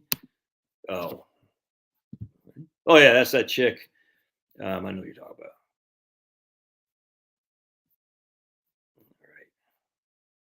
All right. So remember, payout. When I hear payout, I think automatically payout ratio, and that scares me. So payout ratio, if a company makes $100,000 of net income and they pay $60,000 of that as dividends, that means their payout ratio is 60%. All right. Now, the interesting thing about that is that means that leaves them $40,000 for other things. Now, this is after salaries. All right. Remember, salaries are part of operating expense. This is net income. Net income. All right. So again, a company's net income is $100,000. 60,000 is supposed to go out of net income. Why? Because the company pays taxes on the money they use for dividends. I cannot stress this enough. So net income is 100,000. Of that net income is what they pay their dividends. What do they pay taxes on? Net income. All right, just keep that in mind. They can't write off dividends. All right, so dividends are a taxable expense to the company, which is why dividends have always been the redhead stepchild relative to corporate debt, because corporate debt is deductible, and why companies, instead of paying a dividend out, just do buybacks. It's just that simple. Now, do they get taxed on the buybacks? I don't know how that works, but at the end of the day, dividends are double taxed. All right. So the point being, the company makes the money, they pay $60,000 out, they retain $40,000 of retained income, which they can go freaking sniff up their nose if they want. All right, but that is fine. 60% is not a bad payout ratio. But what if the next year the company's income is $100,000 and they raise their dividend to where now they're paying $90,000 out? Their payout ratio is 90%, which means they're not retaining any net income hardly at all. And that gets a little bit tight because the likelihood of them being able to keep that is going to be quite rough, because all it takes is a couple of years of bad income relative to what it was before, and they got to cut their dividend. It happens like freaking science. I'm like the sun rising in the east. It says, hey, we were paying out 90% payout ratio. We can't afford that anymore because our net income last year was only $50,000. We don't have 90,000 to pay out. If we want to keep our payout ratio at 90, we're going to have to lower our dividend from 90 to 45,000. Hope that makes sense. And what do you think happens to the stock price? Oops. Yep, you're right. All right, let's keep reading here. What do I recommend if one suspects cognitive decline of oneself? Durable power of attorney. I hope you have a loved one who can be your durable power of attorney. So that's, Paul, great question, man. All right, so I've had to deal with this on a number of occasions. Men, vast majority of time. This dude, kudos to you for recognizing this. That's tough, man. So I was at USA dealing with military personnel, a lot of flag officers too, who don't want to be told what to do. I've had two guys, one up here in North Georgia and one in South Carolina. Both type A, hard charging guys, and this guy up here was getting angry at stuff he should not have got angry at. I'll never forget that. And he would call, every time the phone there'd be an incoming call, it'd be him. I'd say, I just didn't want to talk to him anymore. I wanted to fire him as a client, because I just say, we go over the same crap probably every week. I didn't, this is the thing about working for a company like Schwab or USA or Vanguard. You inherit your clients. You don't get to say, you don't get the choice. You can't fire people unless they cuss at you, or, some of the chicks would get hit on and stuff, but you can't say, I don't like your attitude, I'm firing you. It doesn't work like that. It sucks, dude. So every time I say, damn, that guy is calling again, it'd be the same old story, having for us to justify our fees. And I say all the time, I'm not going to say his name, say Frank, it's not his real name, say, look, this obviously bothers you. Why are you doing this? I can't fire him, but I can encourage him to leave because it just get on my nerves, dude. I said, just why you do this to yourself? And he always said, because I want someone to be there for my wife. I said, man, okay, but just stop with the griping, because the same thing's going to happen with your wife. You're going to have to, we're still going to charge her a fee. And if you can't find it justified now, and, because I think he kind of knew he was getting cognitively, he was starting to lose a little bit, and he would start getting more and more angry. I only worked with him about 5 years or so, but I just remember he'd get more and more angry. And I just said, maybe we're not the place. And long story short, he got solicited by Fisher. And I was like, yeah. Fisher Investment said, man, you should go there. That's freaking, those guys are great. Because he just wanted someone to be up his butt, to tell him what was going on all the time. And we don't do that. That's stupid, man. Waste everybody's time. So I said, we won't do that. And I said, but Fisher will. And long story short, so we were able to ship him off to Fisher. But his biggest thing is he wanted to make sure that his wife was taken care of. And in that case, she was, because Fisher would be there and charge a hefty fee, but that might be worth it to him. I don't know. But remember, you can see him gradually declining, Now, the other case in South Carolina was a general in the Marine Corps. And he's long since retired, Vietnam vet, just a heroic guy. And I'll never forget, he had bought some stocks back in the 70s or 80s, I can't remember, some blue chip companies, and he had huge unrealized gains. And one day he left a message. He couldn't get a hold of me, but he left a message that he wanted to sell some of his stocks. He was going to donate it. I can't remember what he was going to donate it to. I can't remember, but he was going to sell. And I said, that came out of nowhere. And then so he couldn't get a hold of me. So he hit 0, and that take it to my backup team. And it's almost like he wanted to place a trade with him. I can't remember what happened. I just remember it's like maybe the market had already closed. I can't, but he wanted to, I think it did. I think he called after market closing, thankfully. And I called him up, and his wife answered. And we had both known that he was declining. And that was a tough spot for me, man, because I don't have other than me and her talking, I have no proof that he was declining. But you knew it. There's no way he should have been selling these stocks in which to pay long-term capital gains to donate. That it wasn't. I know you're thinking get a deduction. It wasn't. It was more than this. It wasn't anything he was intending to do. Because we had talked about even qualified charitable distributions back then, and so it was not part of the play. It was a dumb move, but for some reason he wanted to sell these stocks. And I caught him after market close. I talked to his wife, and I said, but it's only his name on the account. She wasn't on it. And so I said, look, I got to call him back tomorrow because he missed the market close. You know what I'm saying? And we're not going to put a market order in at the end of tonight to execute the first thing. He didn't. Thankfully, the guy in the back office did not accept the market order. He said, "Well, just call back in tomorrow. We'll execute it then." And that was good work on USA's part. I forgot who that guy was. Anyway, so he called me. Long story short, we made arrangements. So I called the wife because we'll just call this guy Rusty. He wasn't Rusty. I said, Rusty's wanting to sell some stock. I said, Barbara, he's going to because there's an individual account, he's going to get killed. Well, I don't understand. She goes, I don't know, Josh, but he's just not, he's getting worse. I said, damn. So I was like, okay. So I called back the next day, and I can't remember if I talked to him or not. I can't recall, but I just remember we dodged a bullet because either he forgot, or B, he didn't call us back, or C, I just can't remember. All right. So we have a guy here now who's cognitively disabled, without question, getting worse. Doesn't want to hear it. And now he's starting to accuse his wife of cheating on him and trying to steal his money. They've been married for like 60 years. They were in high school together, got married in high school. When he went off to Vietnam, they had been married for like 6 months. She was not, he was losing his mind. And on good days, he wasn't like that, but on bad days, he was. And I remember we had this conversation with Barbara, and, she was just in tears. She goes, he's not hitting her or anything, but he's accusing her of just dastardly things, trying to steal his money and all that. And they had their own money. It wasn't like, they had a bunch of money. That there was joint. For some reason, this account was individual. I can't remember why. But anyway, long story short, and I say, Barbara, yeah, the facts are if he calls back in, I will have to execute the trades.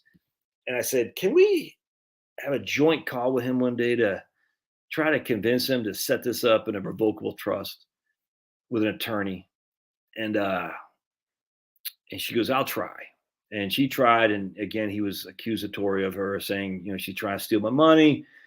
I tried. And then we kind of tried together. He felt we're teaming up on him.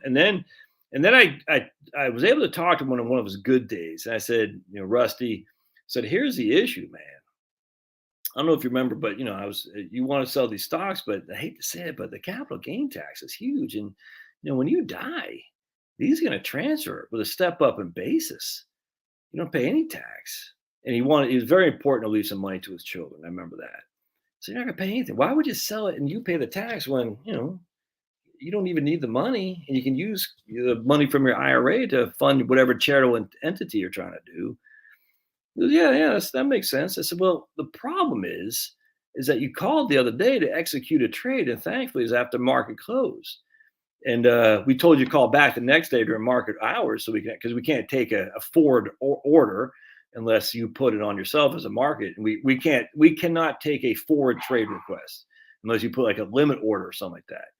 He's like, oh yeah, okay, yeah, that doesn't make sense. I said, yeah. So my preference would be to avoid that happening again, for just, maybe just forgot or something. Maybe just you forgot what we're trying to do. Is there any way we can get Barbara as like a power of attorney, durable power of attorney? Maybe we can set up a living trust or something like that.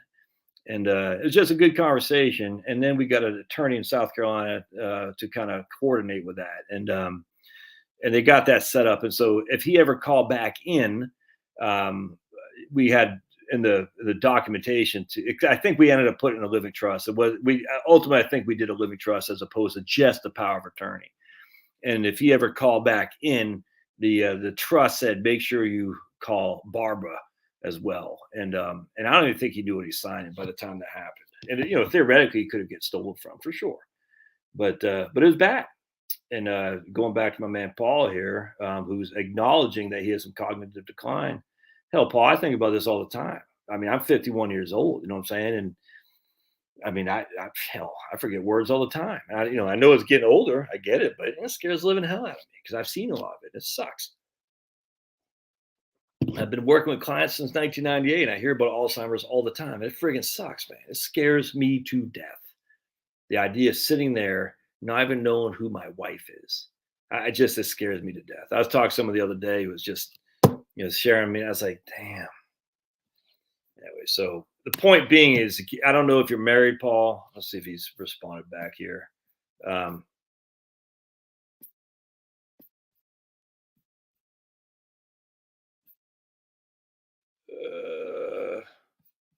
know if Paul has responded back. Probably not, because I take too long. But let's see him on here. If you have individually owned accounts, you've got to get someone. There he is. Yeah, right on. If you have individually owned accounts, you got to get a power of attorney, a durable power of attorney. A durable power of attorney survives incapacity. A general power of attorney stops at incapacity. A springing power of attorney is irrelevant until incapacity. So then the inherently obvious question goes, who decides who's incapacitated? Right? Well, a general power of attorney and a springing power of attorney, the word incapacity does something. So someone has to decide if someone's capacitated, which is a doctor. How many times do you see the doctor? Did the doctor know you? I mean, come on, man. We're going to get a doctor to say, yes, this guy's incapacitated. I mean, or a court order, one of those two things. I mean, it's freaking, look, I'm not a lawyer. I can't tell you what to do in your legal documents, but think about it. If you put some kind of restriction on there that it stops at incapacity or it springs into being during incapacity, someone has to validate that you're incapacitated. Who? Paul's going to do it? No. Someone else got to do it. So who?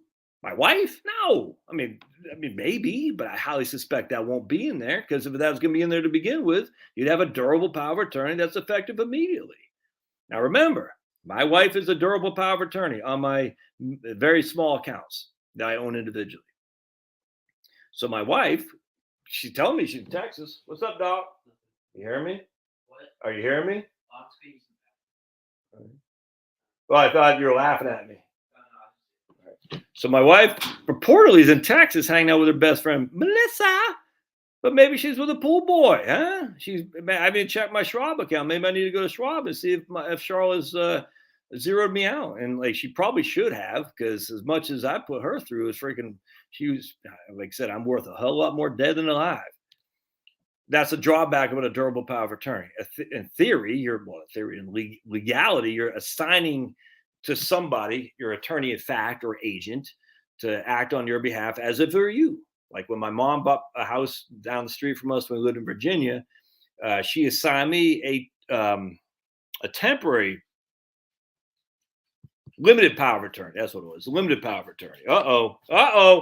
And I could sign for the deed on her house as if I were she. And then that was the only action I could do. So she had a limited power of attorney for me to sign for the house that she bought in Virginia right down the street. But that stopped with that action. A durable power of attorney, you can do whatever you want. But for me, whatever's mine is hers, whenever hers is mine, if that makes sense. Which means if she's getting dirty with a pool guy, no, she can spend my money. It's her money. Let's see. Sounds like I'm transphobic because who's on top, who's on bottom. How'd that be transphobic? It doesn't make any sense. Why would that be transphobic? No. All right. So we got Jill says, optimize the return stuff makes no sense to me. That doesn't get you through a market crash or help you sleep at night. 100%, Jill. Absolutely. All right. I think Josh has been drinking the Irish. What's today? Today is February 20th, something like that, 2022. The last time the Irish touched these lips was May 25th, 1997, babies. But who's counting? I don't know anything about Baba O'Reilly. That's the only thing I know.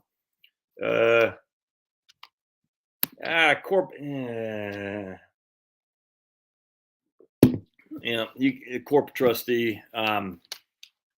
Yeah, I got no qualm with that. It's if there's no one else, yes.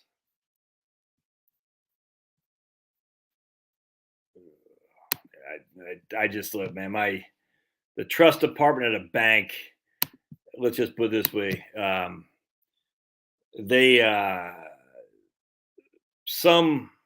My experience is a good amount get a lot of money without a lot of work, if that makes sense. Not all of them, but some a good amount. I don't know who Paul Munger is. Is that we talk about Charlie Munger? Not sure who Paul Munger is. I know Charlie Munger from Buffett. Dividend on top. Oh boy. All right.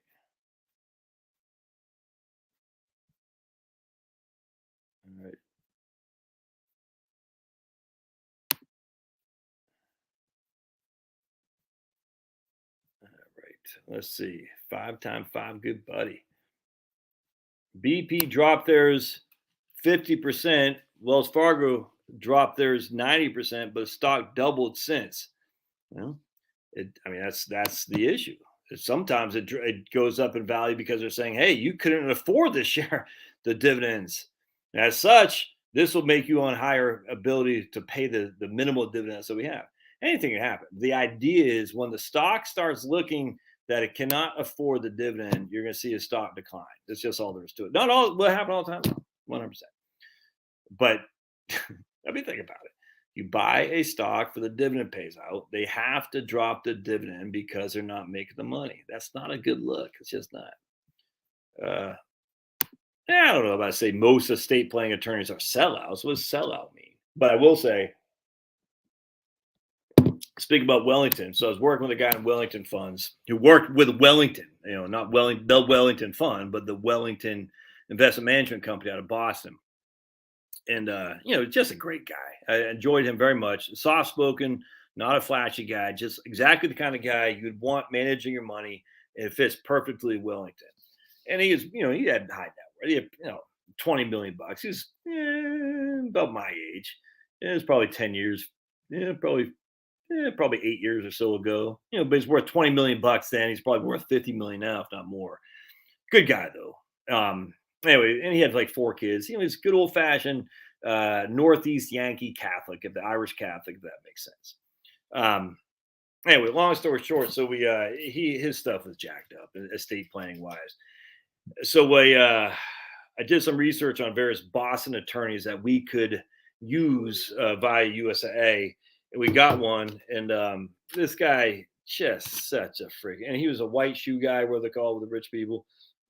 And I just like, dude, can you speak a language that anyone can understand? I don't, and I know why he was doing it, because he felt if he talked so high and mighty, it's kind of Web Du Bois. If I talk so high and mighty with languaging people don't understand, they'll think I'm so smart. Just like that. Just like a lot of college people. You're like, dude, why can't you just talk the normal languaging? It doesn't make any sense.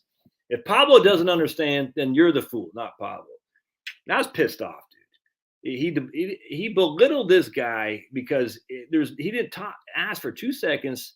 He just went right to the. I was like, man, what the hell? Anyway, and the thing that pissed me off, this guy needed. I hope he since got it. He needed estate planning badly because he lived in Massachusetts, and I'm telling you, the estate tax in Massachusetts is freaking nuts. All right. Just that's all there is to it. And if he did not have proper estate planning, and there's no way to really avoid it. I mean, people say you can buy some irrevocable trust. You can do all that stuff. All right. If you set up an irrevocable trust, you don't own the assets anymore. So you're literally gifting assets, and you're not supposed to manage them anymore. If you think the IRS doesn't understand that, you're crazy. If you think the Commonwealth of Virginia or of Massachusetts Attorney General doesn't understand that, you're crazy. They know a hell of a lot better than you do. If you're managing an irrevocable trust that you set up to avoid estate tax in the state that you live in. Come on, don't be stupid. And I just like, this freaking ticks me off, because this guy's estate is going to be huge by the time he dies. And if he's not doing this now, it's going to be a monumental task to unwind later on. It might even be impossible. But he was so turned off by and he was too nice of a guy to say anything. He was just. But you could tell he didn't understand. The guy's not stupid. He had a PhD, I think, in some kind of math. I can't remember. But anyway, he wasn't a dumb guy. But the lawyer was talking legalese. No one could understand him. Hell, I could barely understand him. I was like, what are you talking about? You're totally taking away this guy's ability to do estate planning. Now he's not going to do it because you're making him feel like a fool. And one thing I learned in sales, you know what the most important thing in sales is? I said the other day, I'll add to it though. What's in it for me is number one, as a sales pitch. The most important thing in sales is when your prospect or client knows that you care for them. That's most important. All right. They got to freaking know, like, trust. So you got to know who you are. They like you. Yes, that guy Josh is a good guy. Or they say, I can't stand that guy Josh because he takes issue with the moon landing. That guy's nuts. Or he's a conspiracy theorist. Or what they say now? Some guy called me a right-wing. What did he say? I can't remember. I get all the stuff. Oh, one guy says I'm auditioning for CNN. Another guy calls me a right-wing something. I say, hey, all right, whatever.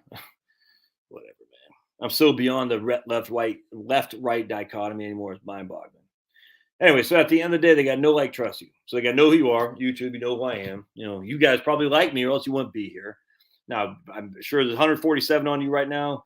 Probably 146 don't trust me, but one of you do, and that's all that matters. All you need is 1 out of 100 to trust you to do business, and you're good, man. But they got to know who you are. They got to like you, or they want to talk to you, and then they got to trust you. And the only way they're going to trust you is you're authentic. That's it. Just be yourself. Don't ever lie. If you lie, you'll never recoup from that. Don't freaking lie. Oh, yeah.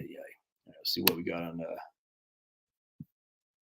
Well, man, this is a great quote, man. My man says on Rumble, Trudeau has exposed why we do not want a cashless society. Oh, that is spot on. Cut whatever. Oh man, spot on. Jay, cut shall. That's spot on, dude. Trudeau has exposed why we do not want a cashless society. Yep. All right.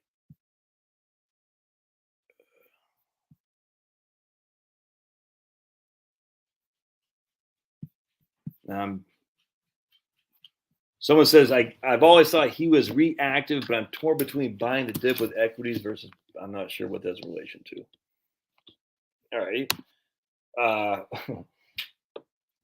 I love these guys. Inflation is over 7%. Rates aren't going up. My whole thing is raising the rates is your grandma's way to deal with inflation. And those days are gone, man. And I don't get why people don't. Hey, give me some antibodies. Mm-hmm. Thank you. Thank you. I'm getting those antibodies. How many of you guys are disgusted? I love it. I love my dogs. These guys. Not the brightest bulbs. This guy right here. But he makes me happy when skies are gray. My grandkids. And here's Pablo. Pablo's a conniver. He knows how cute he is. Oh, I know. All right, so okay. Come on, I gotta read my things here. Let's see. Oh yeah. So anyway, so raising rates really stopped inflation in the 70s, didn't it? Really whipped inflation now. But it's only you're stepping on. Oh, okay. There we go. All right, you guys want to? I'm going to take you guys with me to the other room because it looks like they want to go outside. I forgot my wife isn't here. It's just me and the boys. My wife's sister's here. She made a kick-ass freaking spaghetti with Italian sausage tonight. Next time we make spaghetti, I'm going to make the sauce from scratch. My mom used to do that once in a while when I was. Come on, pops. When I was a kid, oh, dude, the freaking best spaghetti sauce you've ever had in your life. People would come all over the island to eat my mom's spaghetti sauce. Oh, I forgot there. There's the cow. What was I just talking about? Oh, yeah. Interest rates. All right. Yeah, they're going to raise rates because they think it's going to beat inflation. All right. Come here, buddy. All right. Come on, buddy. There we go.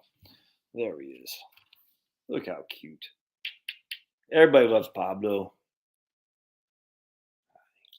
Yeah. Yeah, I don't have much to say about tips, Denny. Sorry, man. I just don't have much to say. Smoked a military term? I didn't know that. Remember Denny Terrio? Oh my goodness. All right. Oh, that's and Lilly from I gotcha. They're paying Lilly too much that they reduce their dividends. Yes, AT&T.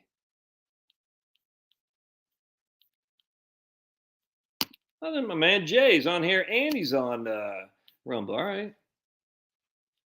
Yeah, people think stocks and bonds have low correlation. They don't exactly. Double tax dividends, it sounds screwy. It is. Debt is tax deductible. Dividends are not. I just caught up.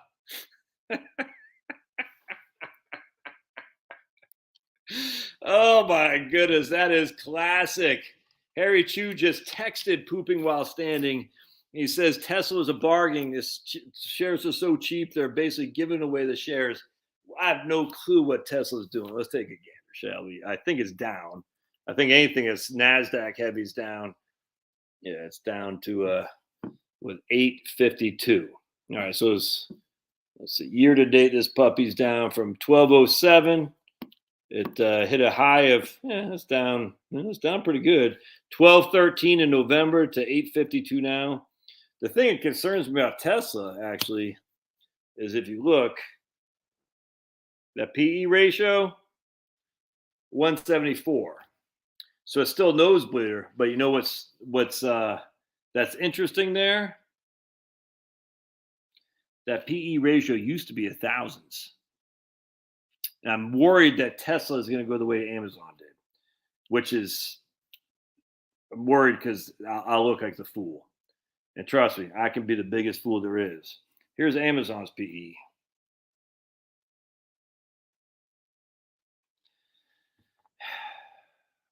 I remember in 2016 or something like that, 15, Amazon finally had positive earnings, like 2 cents a share.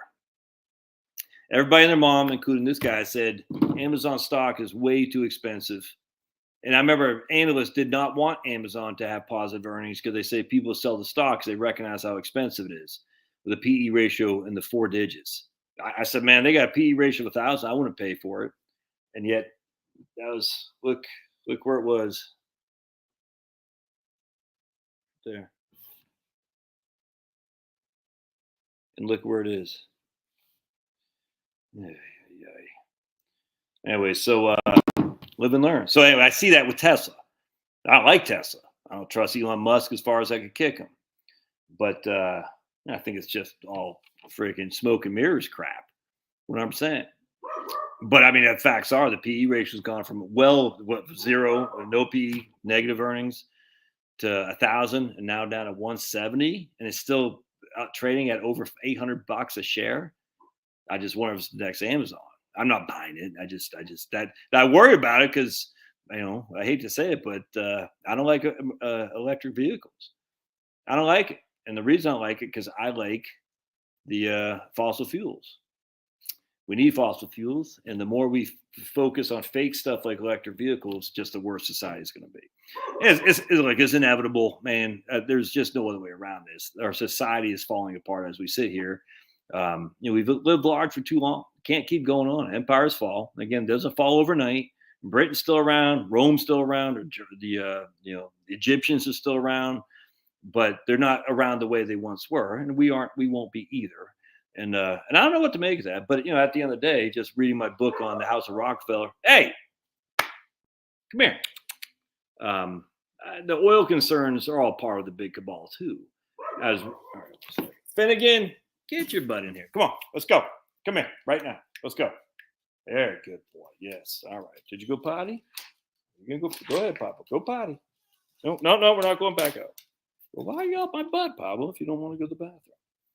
All right. So, but the oil, I mean, the idea that ExxonMobil is separate from all these other guys, they're all part of the same cabal, man.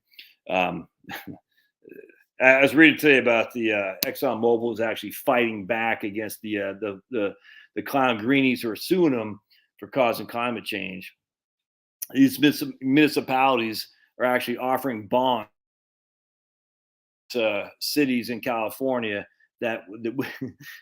so these I'll just use, I have no idea, San Bernardino, whatever's in California, Ventura Beach. Just the one thing I know. We'll just say Ventura Beach is a city.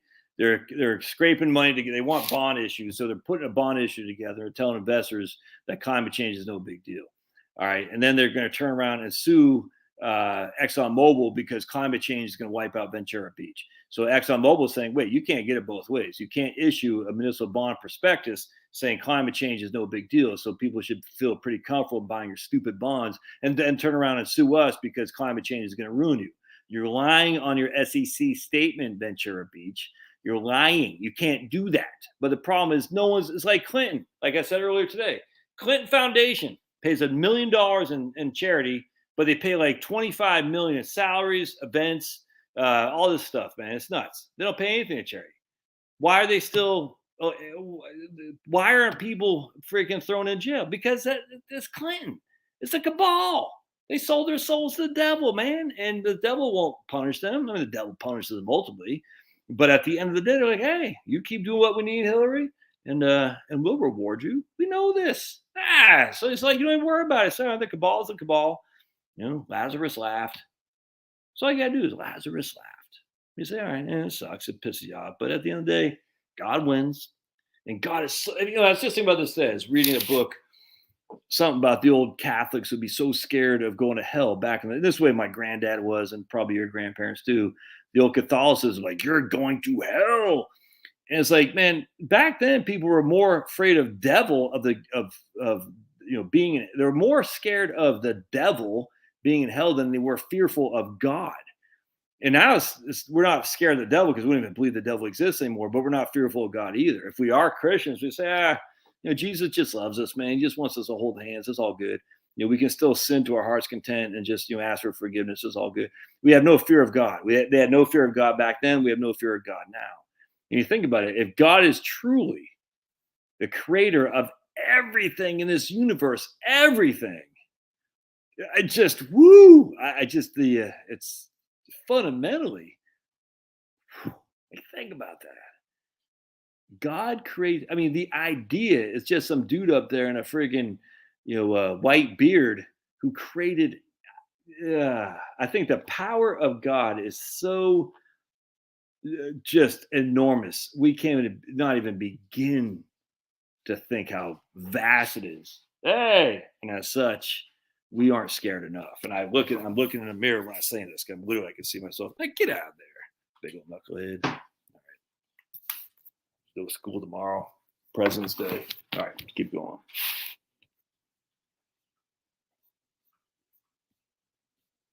All right.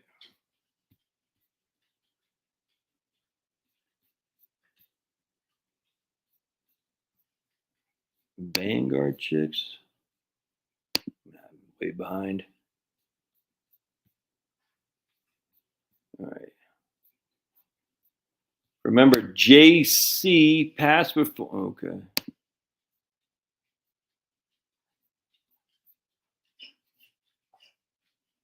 not sure what's going on, man. All right. I'm missing something. Oh. Oh, man. My man will be done soon. Yeah. I don't know. We'll see. I mean, we'll see. I mean, it comes and goes. I'm a guy that has a hard time completing things. Not gonna lie to you. Always been like that. Frustrates me. But it's fun getting stuff done, to have it wrapped up and done with. It's just I still got my spreadsheets up here. Hey, yeah, it's still in the crevices of this empty mind. It is there. Yeah.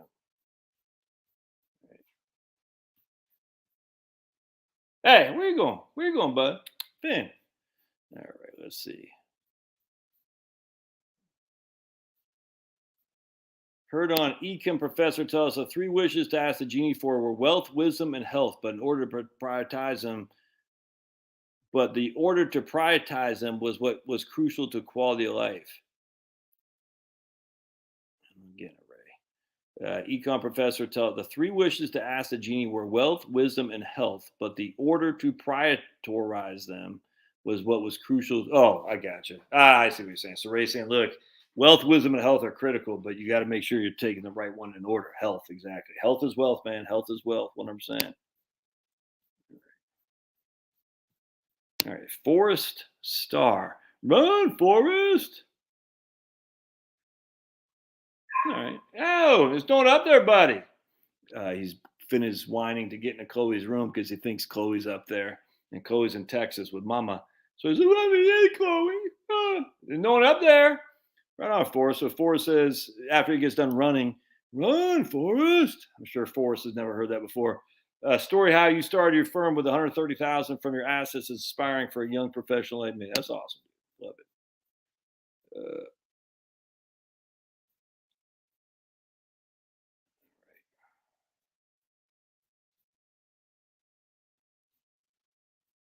She is not with me. Oh man. Right on. Pablo. That's funny. Oh yeah. Oh dude. Sobriety. The only thing in life, the only thing that matters. Sobriety, what do they say? Diversity is the spice. No. I can't remember. Sobriety is the spice of life. Yeah, not for everybody. I mean, some people get along just fine. Not me. No such thing as one beer for old Josh, that's for sure. Door, Chicken Charlie. The boys go nuts. Nuts. Actually, it's Pablo's cry. Yes, I'm talking about you, gorgeous. Is loud and it real. Finney's is just like, and Finney's strong. He's just a strong boy. He's 70 pounds of muscle, and he'll jump up on the door, and he just, man, it's scary. I'm not gonna lie to you. I'm like, yeah. Wellington's a sleep well at night fund. He's had since 1989. Man, crazy. All right. Hey, look at my man, Chef Jeff. Gratz. Bond was trying to get rid of Gratz, but he didn't. I thought that was interesting. That did not happen. That was very interesting, actually. So there's 2, 5, and 10-year grats, and it's been such a long time since I went over these. I thought for sure they were going to get rid of at least a 2, and if not 5. I don't think they got rid of any of them. And if you ask me how they work, I can't tell you off the top of my head. But I always was interested in grants. Grant to retain annuity trust. Off the top of my head, I just can't really remember. And don't explain it, Jeff. It'll just make my head explode, and I don't need it to explode tonight. Yes, right on. All right, we got a couple of guys who know their estate stuff here. So, incidents of ownership, 100%, man, disqualifies a trust. And I tell you, man, going back to, I think it was Jimbo the Coast who said estate planning, a lot of them are sellouts. I don't know what the sellout would be, but I'm not sure there's a lot that are actually as competent as what they hold themselves out for. Yeah, just a story I've told 1,000 times a Sunday. Had these people in New Jersey, and they were sure they had an irrevocable trust, and they had a bunch of assets. This is back in New Jersey, had this estate and inheritance tax, and their dad was involved somehow. Their dad was I don't know if he had Alzheimer's, but he certainly had dementia. Anyway, long story short, and so I go to their house in Moorestown, New Jersey. I'm sitting there in the living room, and I say, well, let's bust out the trust. Let's take a look at it. Front page, it says the grant is a revocable trust. Revocable, which means the grantor, them, have the right to revoke it, which means the grantor, them, are in charge of it, which means it goes into their estate on the very first page. So you get on the conference call with their attorney. He goes, no, it's an irrevocable. It's not included in the estate. I'm like, but it says it's revocable right here. It says they're co-trustees of the grantor. What are you talking about? I can't remember who the beneficiary was, but I was like, it's like, what am I missing here? I'm not an attorney. I'm not trying to kill the guy. I'm just like, I don't get it. This says it's revocable. It says it's a grantor. They're the grantors and they're the co-trustees. And they have the right to change it because they're the co-trustees. And he swore up and down it was irrevocable. Then he said, I have to get back to you. Then he got back to me, and thankfully, and this is when I was in my office in Philly. He's like, yeah. And I was like, well, I caught that. Long story short, so it's after their $3 million, right? They're part of a tribe I'm not part of. Let's put it that way. And long story short, they did not go with me. And I was friggin' pissed. I was pissed. I said, man, all the guys you worked with all these many years, not a one of them did anything for you. I took the time to actually look at your estate docs, and I saved you so much money on it. I didn't say this. I'm like, all right, you're lost. That's why I said you're lost. But they have a complete right to choose the people within their preferred group of people. That's what you got to do. It's self group preference. However you define your group, you can define it any way you want. I don't care. But self group preference needs to be the priority of business. Do business with people who think like you, or a skin color you, or the same religion. I don't care. It's not for me, it's skin color or religion. For me, it's the people who think like me. Try to do business with people who think like you. Same group preference. That's what this tribe does. And that's what a lot of people do. And it's absolutely okay. Nothing wrong with that. You got to do it. And I don't blame this tribe for doing it. Why? Because they're excluded from many, many things by the WASPs. You see what I'm saying? So they had to do that. And that's fine. But I'll never forget that. So, man. And then I had a dentist up in upstate New York. I'll never forget this either. These are kind of my two things that pissed me off. They were getting freaking raked over the coals with fees. I think they're paying so he owned a dental practice. And I dealt with a lot of dental practice when I was a broker before I was at Smith Barney. So I knew the languaging and stuff and how the hygienist, I knew how it worked. So anyway, they had $2.5 million in private assets, and then another $1.5 million in a 401k with some broker from, I can't remember the firm. They're paying 2% assets, AUM fee at 2%. And I was like, what the hell? All in, because they're paying a point a quarter to the guy, and the mutual funds had 75 to 100 basis points as fees. I was like, you got freaking $3.5 million with this guy, and you're paying, I can't, whatever that was, $70,000 a year, whatever it was. It's nuts. And I just said, man, you got to tell this guy, it's all qualified money. So I said, there's no reason you should have these high paying funds. No reason at all. So either have this guy reduce his fee or change out the funds to go to a lower fund, or come with me, because I'll save you at least almost 2/3 of your fees. And I thought I had them. And the lady called me up. Had a $3 million account was going to be pretty big, and we were charging all in about 1.1 all in. For maybe even 95 basis points all in. Yeah, I think that's what it was. Much better service, by the way. But this had nothing to do with not being part of the tribe. This just had to do that I wasn't in their local area, supposedly. Anyway, long story short, it's so I told her to do that, and she called me up. She had all these questions. What do I think? What I did? Blah blah blah. I put together a proposal, and I'll never. Then she didn't return my call for like a week. And I'm not a guy to call like 1,000 times. I just remember she returned my call. Anytime I called, she'd pick up the phone because she called me for a week straight. And then the following, about 2 weeks later, I hadn't heard from her. That's what it was. I called her back, didn't return my call. I waited about a week, didn't return my call. And then she sent me an email. So yeah, we decided to stay with Jimmy. He's going to reduce his fee by half. I said, man, I just saved you hundreds of thousands of dollars over the course of your life. And you use me, man. But there's always karma, man. But not negative towards them, but towards me.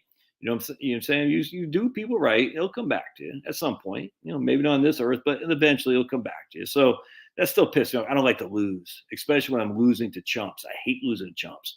But I lost. They kept it, and I can't really blame them. And that guy was local. He did the basic brokerage stuff. He sent them a card on their birthday, and I never did that crap. Just the basic stuff that I won't do. And but I saved them a boatload of money, and I was proud. I'm still proud of both those cases because I saved these people big bucks. But I didn't get the business for either of them. And this one up in upstate New York, it wasn't that upstate. It was up towards West Point. I forgot the name of the town. It wasn't Highland Park, or I forgot what it was. But I remember going up there a couple times. And I was living in New Jersey, so wasn't right around it wasn't a cross country trip, but it did take probably took my whole day up and back. Last, I had another guy, another dentist actually, in North Jersey. Where was he? I forgot, but anyway, North Jersey, and I'm in South Jersey, and I went to go see him. Nice guy. This guy was fantastic. And I'll never forget, he had like about $2 million in a Fidelity money market account. Not only was it not insured or anything like that, obviously, but don't forget, this is back in the day, 2011, 12, that the money markets were still, and they still are to this day, what's called break the bank. They can drop below $1. And I said, man, you got an awful lot of money in that money market. Anyway, I'm sitting in his room with he and his wife in his front room. Nice people, nicest people in the world. And at USA, we had this thing. It was a qualified retirement annuity, a QRA. It was insanely stupid for USA to offer this product. It was insane how they had no freaking clue what they were doing. They were giving away the store. But I'll never forget, 100% guaranteed by USA, completely liquid, guaranteed minimum of 4.5% interest. So his money market at Fidelity is probably paying 1% back then. Not guaranteed, liquid. It was a money market. We at USAA, on the other hand, who we've been insured with since freaking World War II, basically, USAA is a very strongly rated insurance company. Which, if you saw what we were doing, you would say, how did USA retain its strength? Because no one knew about this product that we had, but I did because I'm a curious guy. And I said, why don't you just dump that $2 million in this QRA? Is 100% guaranteed by the issuer, USA. Of course, we could go bankrupt, but not likely. But it could.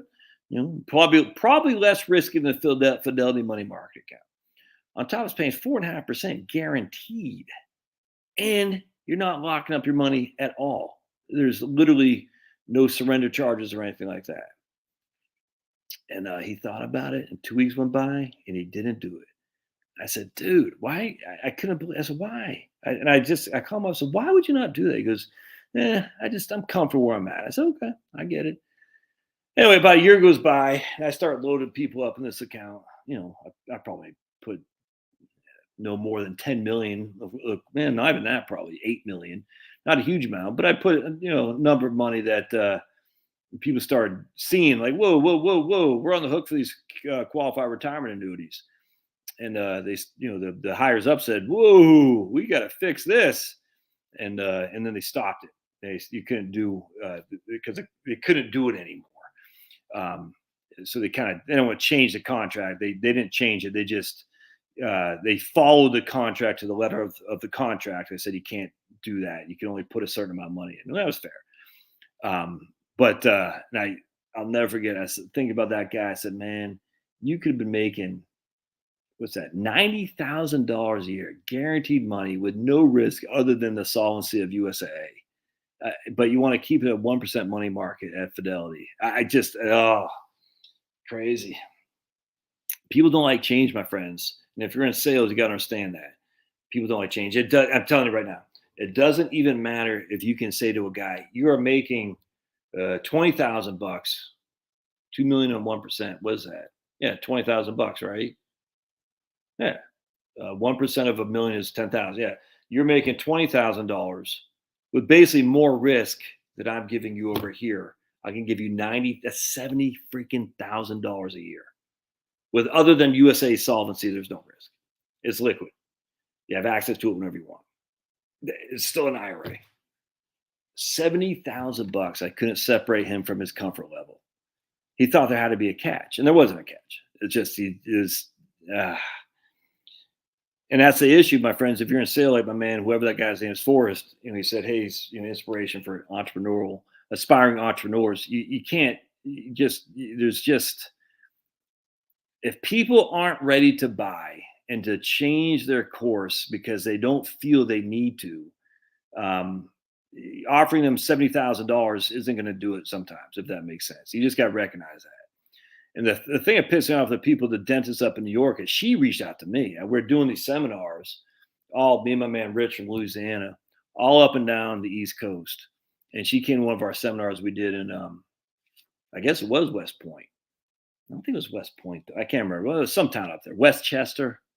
No, we did Westchester, West Point, and then we did someplace in between. I forgot. But anyway, she came to one seminar with her and her husband. I guess she did. Anyway, and she liked what we're saying, and she goes, I'd like to set an appointment, blah, blah, blah. She didn't like her guy and all this stuff. And yet when it came down to it, nope. It still didn't happen, even though she knew that she had been raked for hundreds of thousands of dollars she shouldn't have had to pay. But still, even that didn't. And it's not because I'm a bad salesman. It's just because at the end of the day, the comfort level is such that you're more comfortable the devil you know. And it's tough to make a change when millions of dollars are at stake. I'm just telling you right now, hell of a lot easier to make a change with 5,000 than it is for freaking 2 million.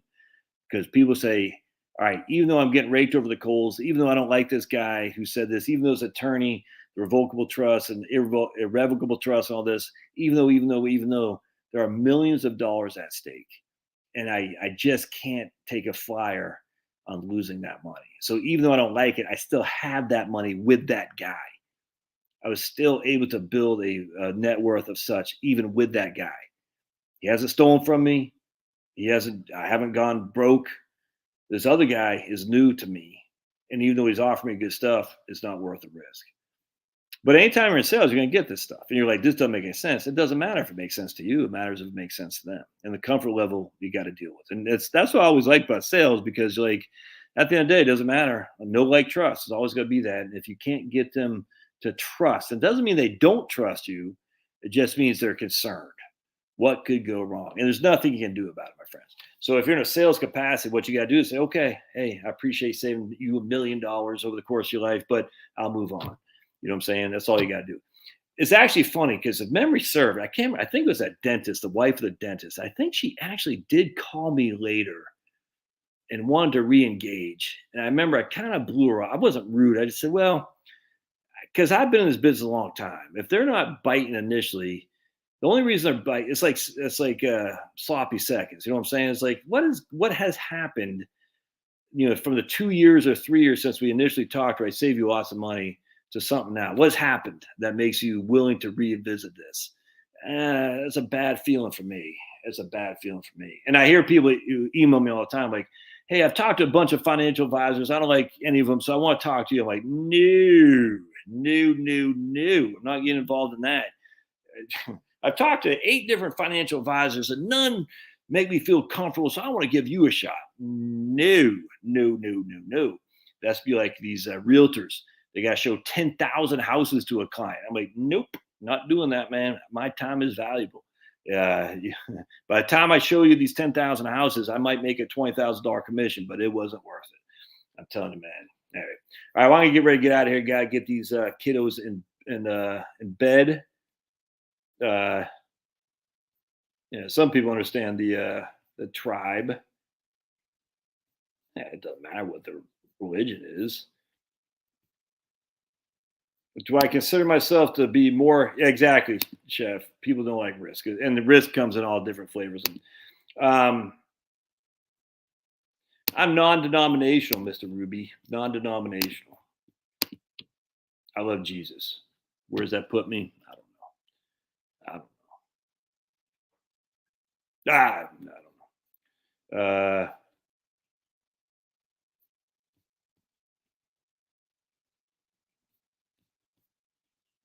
All right. So someone's fallen.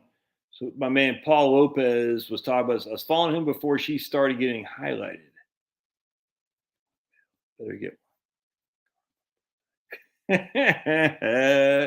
Nope. Don't send cars, Denise. Sorry. Cars just. Who is a? Oh, there's a guy. I cannot believe I can't remember his name. He had in sales. Oh, anyway, he'd have these letters he could send, and I just said, it's not authentic. I didn't like it. It's not authentic, man. I don't know.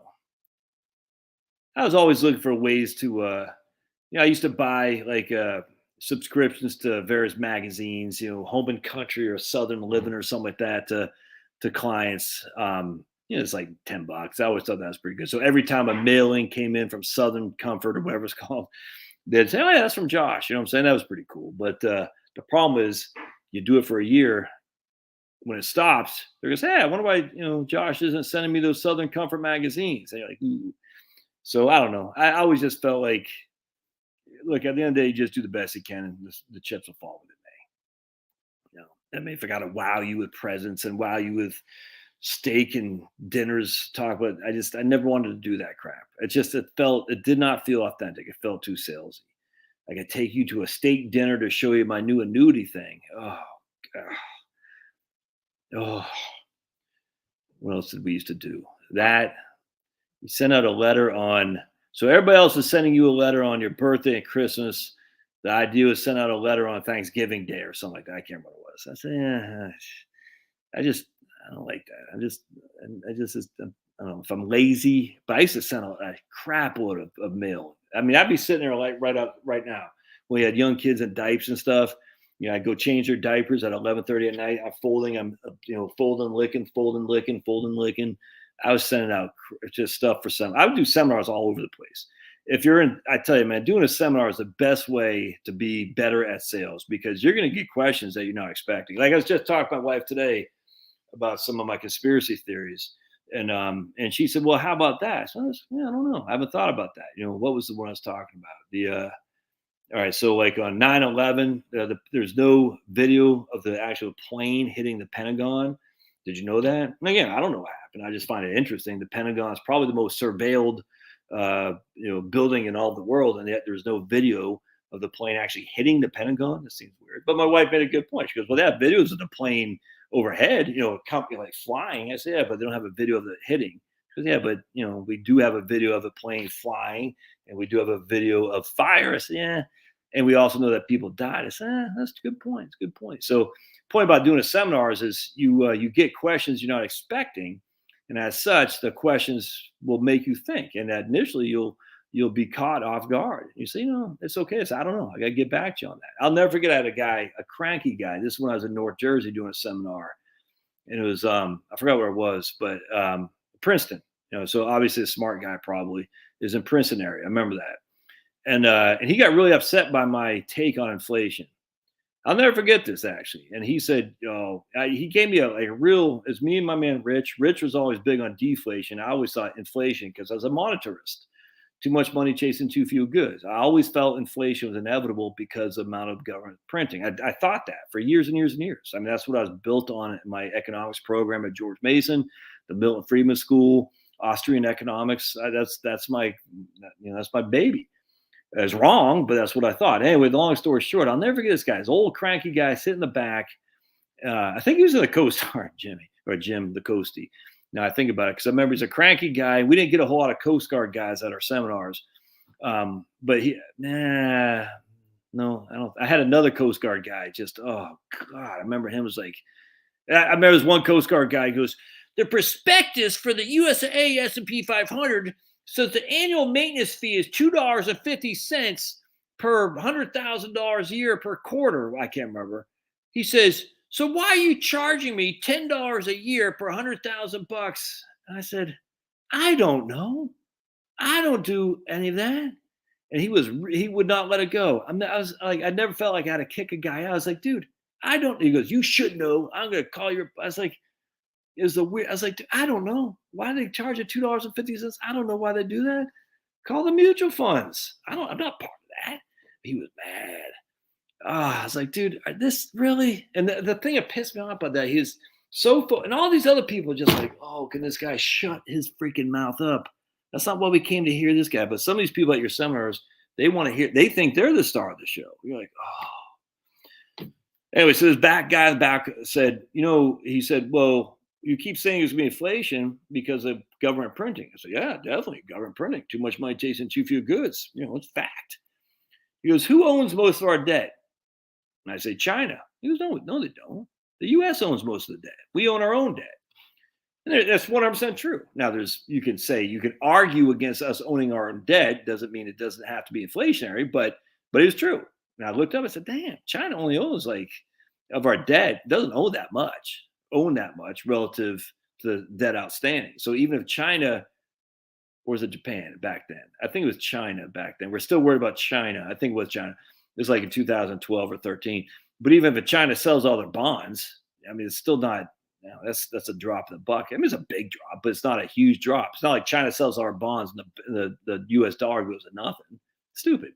Anyway, so I said, but I remember that was one time I actually fought a little bit. Normally, if I don't know, I just say, I don't know. I have to get back to it. I have no problem saying it. But that was one time I actually kind of pushed back because I thought I had it. I thought because of my training in economics, I had to know. And I was wrong, man. I'll never forget that. And I didn't say I embarrassed myself, but, he caught me with a left hook I wasn't prepared for. And just kind of funny, though, that you get these questions, you're not quite sure where they're going to come from. And we're dealing with flag officers, we're dealing with PhDs, we're dealing with freaking some of the smartest guys you've ever seen, man. And, to put yourself in front of them is risky. It's a risky proposition because you could look like a fool. And that's where you just got to have, your ego. You say, I don't care if I look like a fool. I'm just going to give the information I know. If I got to say I don't know, it's okay. It's okay. So I don't know. Well, you should know. Okay, there, guy. I don't. These majors in the Air Force and majors in the Army who are working as an independent contractors for the DOD. Oh. So you're telling me, I'm like, dude, you don't have to believe it. I don't know. No one is here to hear you, though. I'll tell you that right now. My man Ray gave me some $9.99. Appreciate it. The economics of risk is uncertainty is a fascinating topic. Let's make it a topic for an upcoming live stream, says Ray.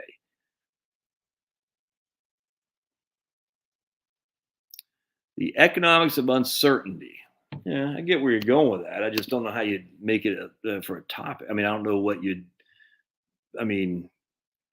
it's kind of like game theory. It's like everyone has I don't know. It's kind of, what's the other one? They got game theory, another new economic, behavioral finance. I mean, it's all based on individual preferences. That's what I love about economics. The real economists, not the Paul Samuelsons or Paul Krugman. Economics is always about millions of unique transactions occurring each day based nothing more than individual preference. That's it, man. And when this all comes down to, when it boils down, that's why socialism will never work, because socialism says what your preference should be. And you're like, that's not my preference. command and control will never work. But what makes, how do you say, capitalism, entrepreneurship, Main Street businesses, economics, microeconomics, not macro. Macro is stupid. Micro is the unique decisions of millions, billions of people each and every day drive economies. Not rational. Doesn't have to be. It's rational to the person who made the decision at that point. That's it. You might turn around and say that wasn't a rational decision. I bought a telescope the other day. I thought it was gonna be awesome. Set it up. It's like, it's not as good as I thought. I guess I wasted my money. I'll probably try it around a little bit more, but I was really hoping to see a lot more than I did. I say, it's not. So it turns out that was an irrational decision. I should have done some more research on it before I bought it. But it's on sale at Costco. I say, oh yeah, I want to buy this freaking telescope. Yeah, dumb. It's because I saw some guy's video after I bought it. He said, yeah, don't get all excited. A lot of these YouTube videos showing what you can see on telescopes, a lot of it's a sack of crap. And he shows, this is what you can see with the exact telescope I have. I said, oh, that's it? I said, man, that's not that good. I thought it'd be better. So that was an irrational decision I made. But, it was rational at the time. It changes, man. All right. Thanks, Ray. Appreciate the moolah. That was money well spent on your end. All right. I'll see you guys. Thanks for being here, man. All right, Pablo's going to go outside. We'll see you guys. Pablo hears me using that tone of voice. He goes, it's time to go. Thanks, guys. God bless.